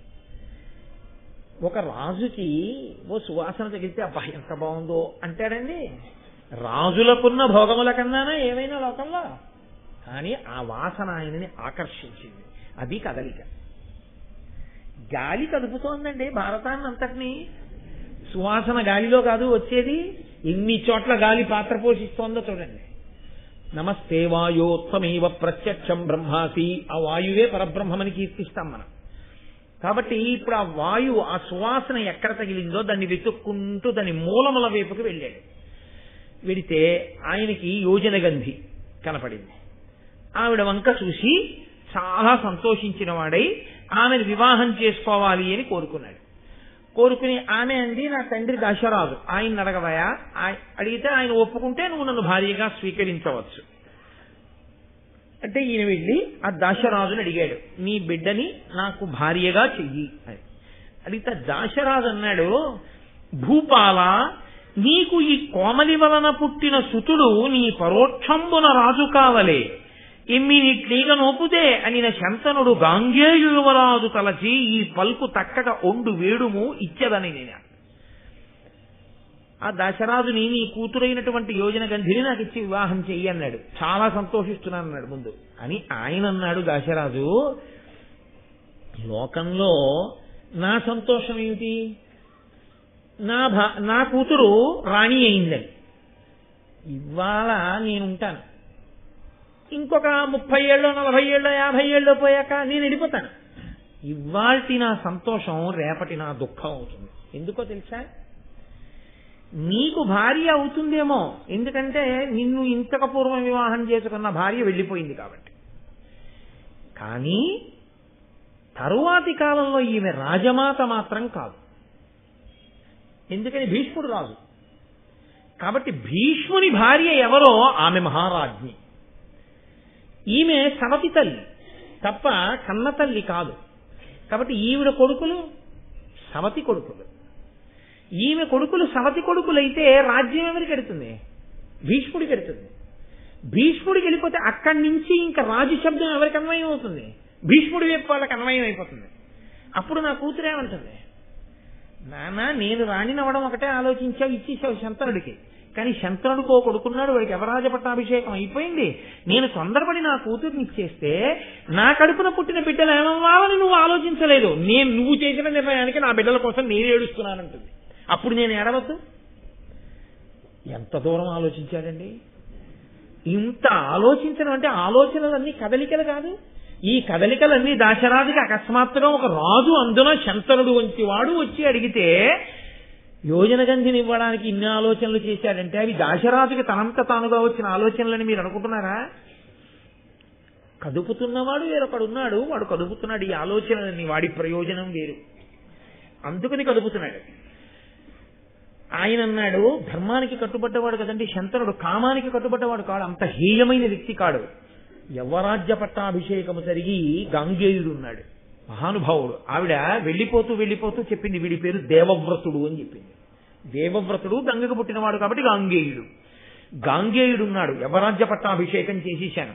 ఇప్పుడు నీకు మాటిస్తే ఈ పిల్లల్ని ఎలా యవరాజ్య పట్టాభిషేకం చేస్తాను? నీ కూతురు కడుపులో కొడుకు పుట్టినా కాబట్టి ఇది తక్క, ఏదైనా కోరుకో ఇస్తానన్నాడు. ఇదే కావాలన్నాడు. అయితే కుదరదు, నీ కూతుర్ని నా భార్యగా చేసుకోలేను, వెళ్ళిపోయాడు. వెళ్ళిపోయాడు కానీ ఆయనకి భార్యాస్థానంలో ఆమె వచ్చి కూర్చోకపోతే ఎదర ప్రమాదం వేరు కదండి. అందుకని ఆయన మనసులోంచి ఆవిడ తొలగిపోయింది అనుకోండి, కథ అయిపోయింది. కాబట్టి తొలగలేదు. బాహ్యంలో కథలో వదిలిపెట్టి వచ్చాడు, లోపల మాత్రం బాగా పట్టుకుంటున్నాడు. రోజు రోజుకి బాగా ఆవిడ్ని పట్టుకుంటే ఏమైంది? ఆవిడ సమస్య అయింది. ఎందుకు సమస్య అయింది? రాలేదు భార్యాస్థానంలోంచి. కారణం గాంగేయుడు అడ్డున్నాడు, యవరాజ్య పట్టాభిషేకం అయిపోయి ఉన్నాడు. అసలు ఆ స్థానంలోకి రావడానికి ఎవరడ్డు ఉండాలో వాళ్ళు లేరు. అసలు ఆ స్థానంలోకి రావడానికి ఊహకందని రీతిలో భీష్ముడు ఉండిపోయాడు, దేవవ్రతుడు ఉండిపోయాడు. పాపం ఆయన ప్రారంభం చూడండి. ఇప్పుడు అందుకని రాజుకి తన సమస్య పట్టుకుంది. ఆ సమస్య పట్టుకుని ఆయన రాచకార్యాలకి వెళ్ళటం లేదు, బయటికి రావట్లేదు, మాట్లాడటం లేదు, దిగులు, తాను అనుకున్నది జరగట్లేదు. ఏమంటాడు భీష్ముడిని? ఏమనకూడదు, తప్పు, ధర్మం తప్పడు శంతనుడు, ఆమెని మోసగించలేడు కాబట్టి పొందలేకపోతున్నాడు. ఇంత రాచరికం కోరుకున్న ఒక స్త్రీని భార్యను చేసుకోలేకపోయాడు.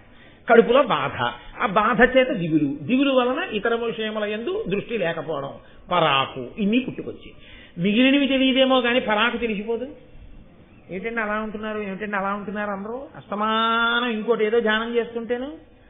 కాబట్టి ఇప్పుడు అందరూ మంత్రులు వాళ్ళు అన్నారు, మీ నాన్నగారు పూర్వం ఇలా చెప్పగానే వినేవారు, ఇప్పుడు అన్నీ చెప్పేసిన తర్వాత ఏమన్నారు అంటున్నారు.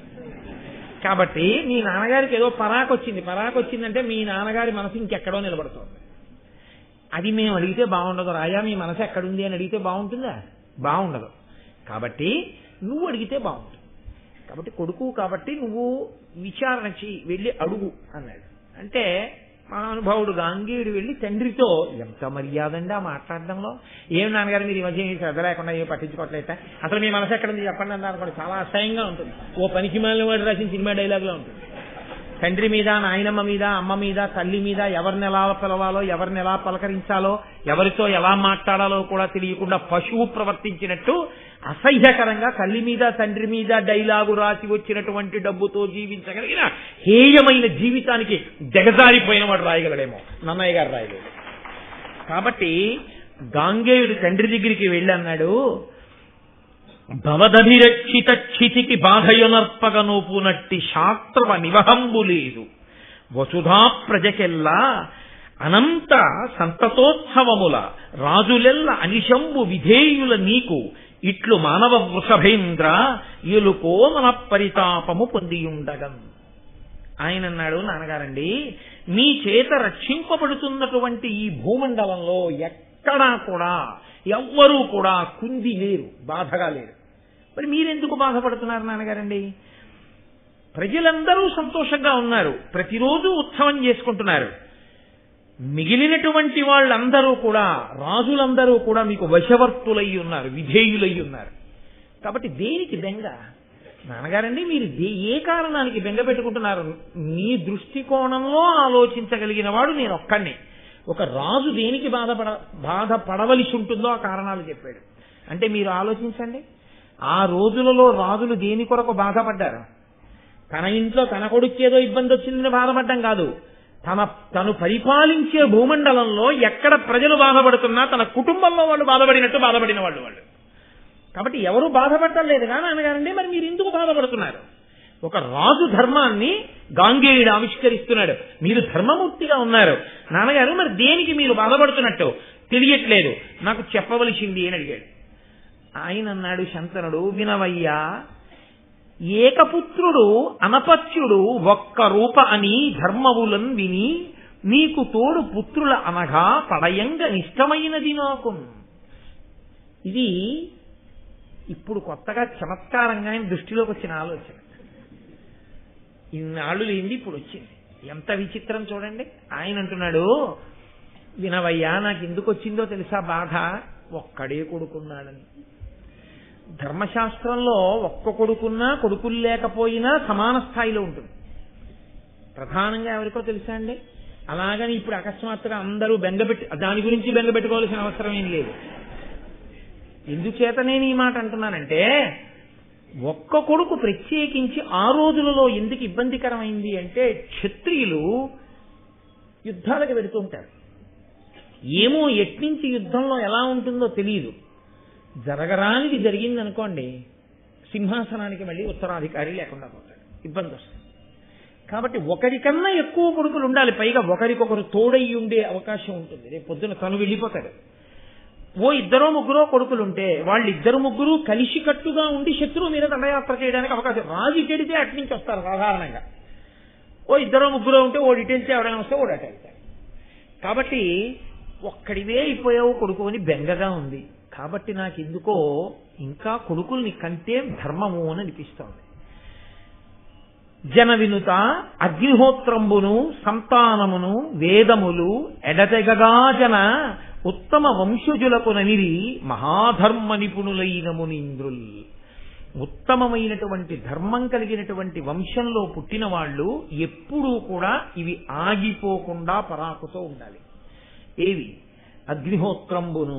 నేను మీతో మనవి చేశాను కదా, తండ్రి గారి అగ్నిహోత్రంలోంచి తన వివాహం అవుతున్నప్పుడు అగ్నిహోత్రాన్ని వెలిగిస్తాడు. వెలిగించినప్పుడు ఆ అగ్నిహోత్రం మళ్ళీ ఎప్పుడు ఇంకా ఆగిపోవడం, ఆయన శరీరం పడిపోయినప్పుడు ఈ అగ్నిహోత్రాన్నే పట్టుకెళ్ళి వెలిగించి ఈ శరీరాన్ని అగ్నిహోత్రంలో దహనం చేస్తారు. అప్పటి వరకు అగ్నిహోత్రం అలా వెలుగుతూనే ఉండాలి తప్ప అగ్నిహోత్రం ఆరిపోకూడదు. కాబట్టి అగ్నిహోత్రంబును సంతానమును, సంతానం పిల్లలు లేకపోతే పేడపోయారన్న మాట అసలు అననే అనకూడదు. కాబట్టి సంతానంబును వేదములు, వేదము ఎప్పుడూ వినపడుతూనే ఉండాలి. అందుకే వేదం నువ్వు చదువుకోక్కర్లేదు. వేదం చదువుకున్నవాడు కనపడితే ఓ నమస్కారం చేసి ఓ పన్నం చదివించుకుని నువ్వు ఓ తాంబూలం ఇచ్చి పంపించాలి.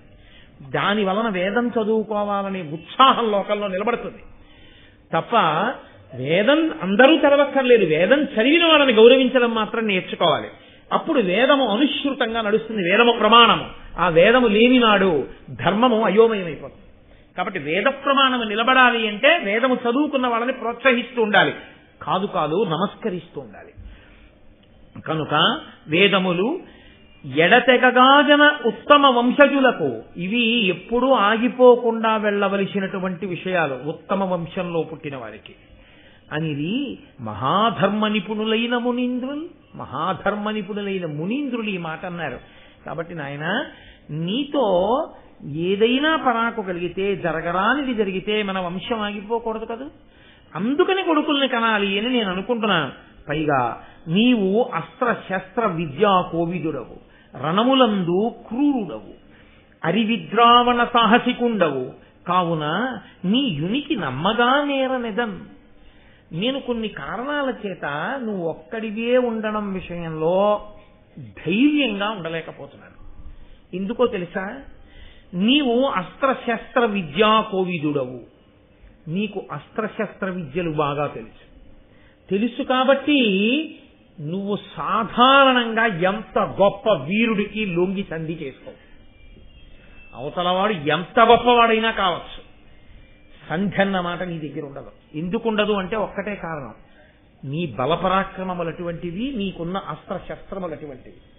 వాటితో నువ్వు ప్రతిద్వందిని, నీ ఎదురుగుండా ఉన్నవాడిని పడగొట్టే ప్రయత్నం చేస్తావు. అవతలవాడు కూడా మరి అంత గొప్పవాడేగా నీతో యుద్ధం చేసేవాడు.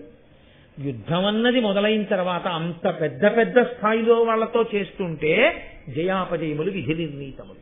ఒక అస్త్రం స్ఫురణకి రాకపోతే చాలు, అయిపోయిందంటే అంత పెద్ద వాళ్ళతో యుద్ధం చేస్తుంటే. కాబట్టి ఒకటి భయం నాకు.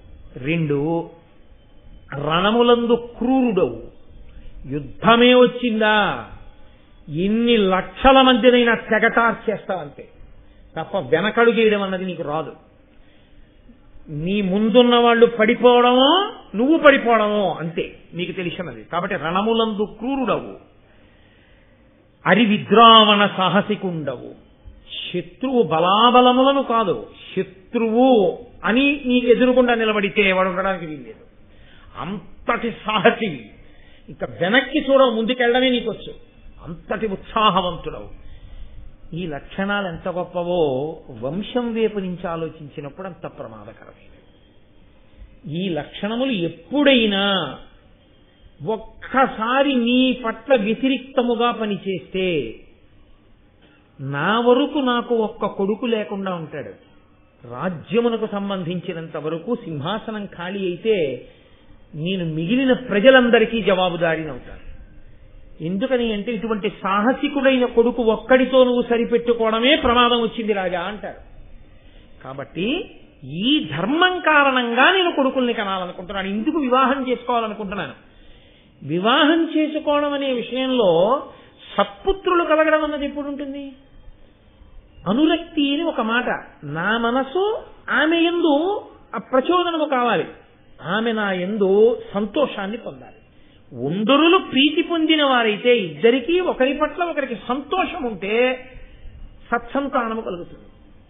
భార్యాభర్తల మధ్య అన్యోన్యత లేకపోతే, భార్యాభర్తల మధ్య పరస్పరానురాగము లేకపోతే, భార్యాభర్తలు విముఖులైతే భార్య ఎంత గొప్పదైనా, భర్త ఎంత గొప్పవాడైనా తేజోవంతమైన సంతానము జన్మించదు.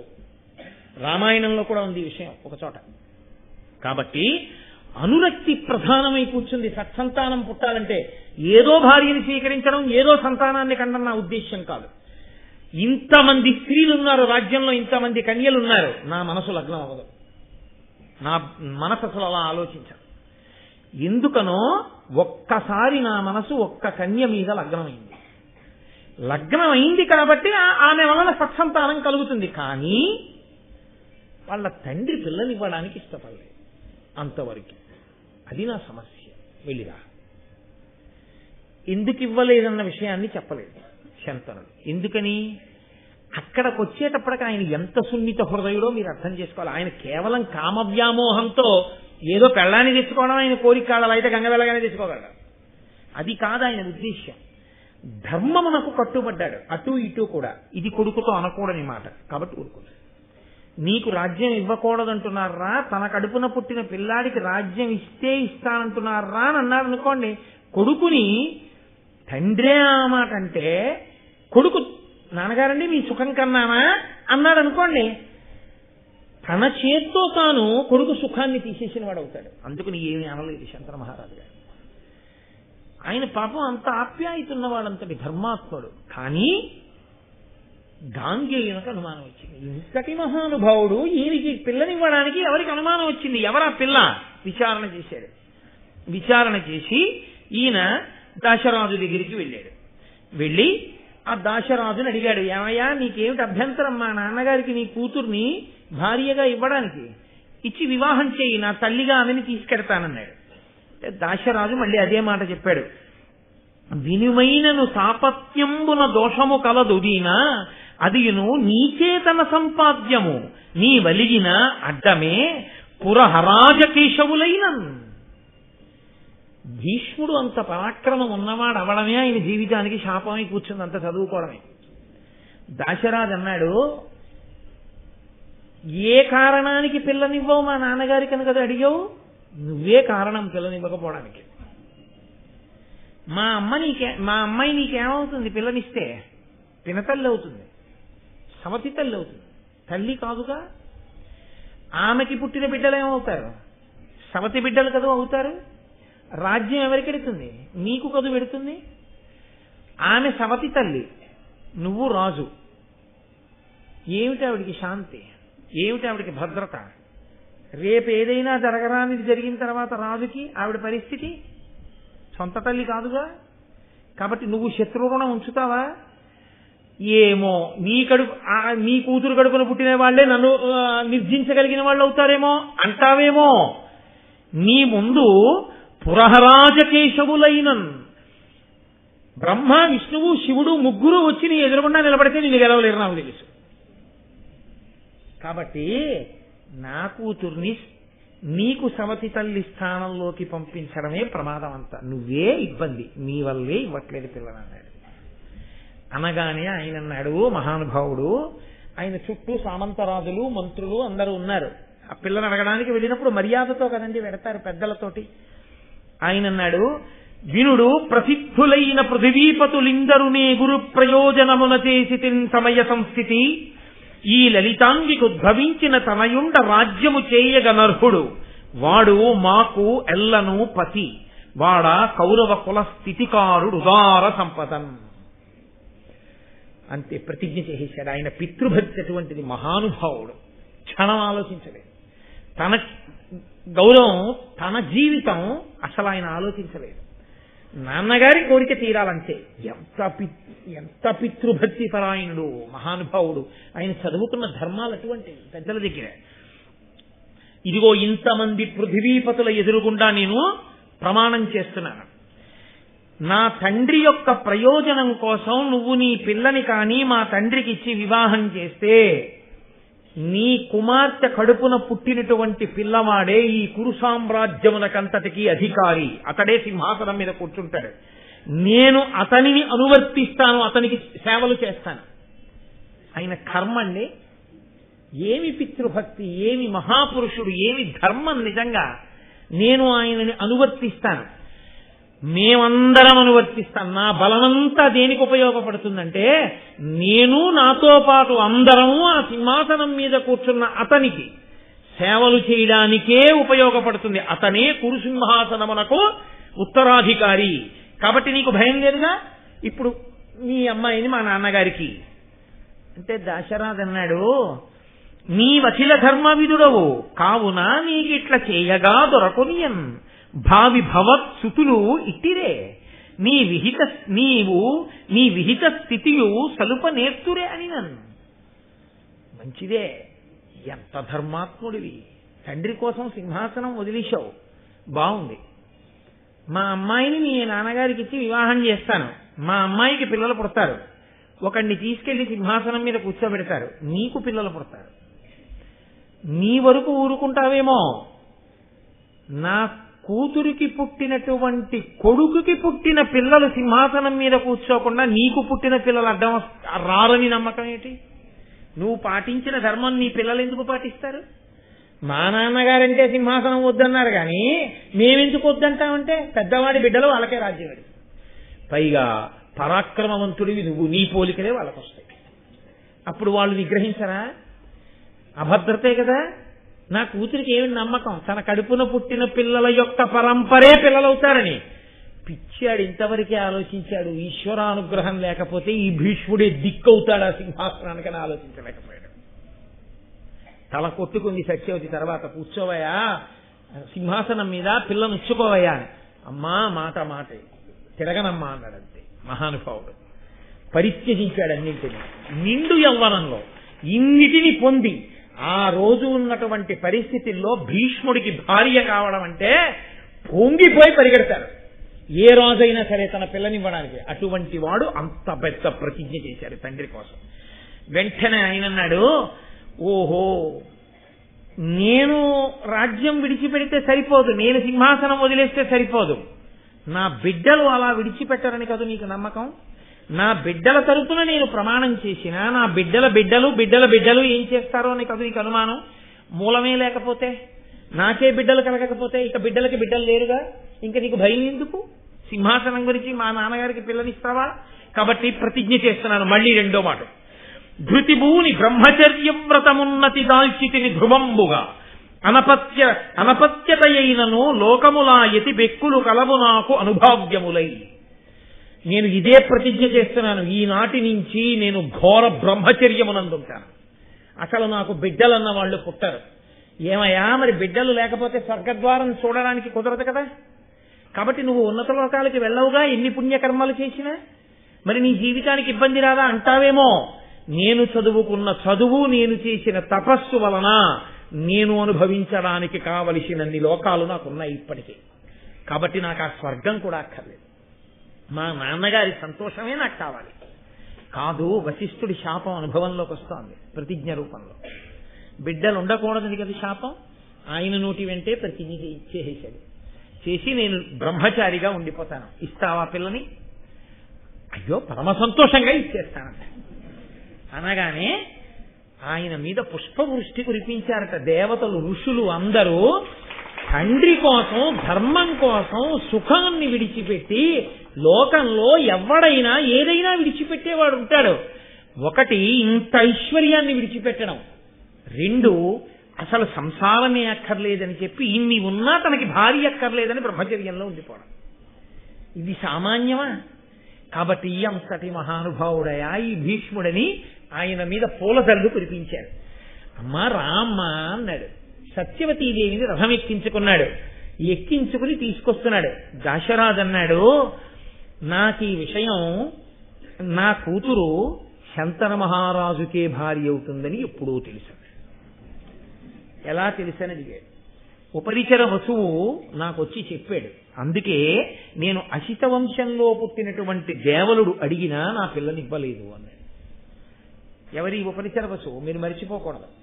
చేది రాజ్యాన్ని పరిపాలించినటువంటి వసువనబడేటటువంటి రాజు అనేక యజ్ఞయాగాదులు చేసి రథమెక్కి సశరీరంగా ఇంద్రలోకానికి వెళ్లి ఇంద్రుడి దగ్గర కూర్చుని భోగములను అనుభవిస్తే ఆయన యొక్క వైభవాన్ని, ఆయన ఇంత రాజ్యమేది ఒక మహర్షి యొక్క ఆశ్రమానికి వెళ్లి కూర్చుని మహర్షి యొక్క వైరాగ్యాన్ని చూసి తాను కూడా అక్కడ కూర్చుని తపస్సు చేస్తుంటే ఇంద్రుడు వచ్చి, ఇంత రాజ్యం చేసి కూడా నువ్వు ఇంతగా వైరాగ్యాన్ని పొంది తపస్సు చేస్తున్నావంటే ఎంతటి మహానుభావుడివిరా నువ్వు, నీకు ఇదిగో వరాలు ఇస్తున్నాను తీసుకోమని వాడిపోని పద్మాల మాలని, ఒక గొప్ప దివ్యమైనటువంటి రథాన్ని, ఒక వెదురు కర్రని చేతికిచ్చి, వీటితో నువ్వు ఎప్పుడు కావాలంటే అప్పుడు నీకు దివ్యత్వాన్ని కూడా ఇస్తున్నాను, ఇంద్రలోకానికి వచ్చి ఇంద్రలోకం నుంచి కిందకి ఎడుతుండొచ్చని వరమిస్తే ఈయన రథం మీద ఇంద్రలోకానికి వెళ్లి మళ్ళీ కిందకు వస్తుంటే ఆకాశంలో తిరుగుతాడు కాబట్టి ఉపరిచరి వసువు అని ఆయనకి పేరు కలిగితే, ఈ ఉపరిచరి వసువు నివాసం చేసేటటువంటి నగరంలో అంతఃపురం పక్కన ప్రవహించేటటువంటి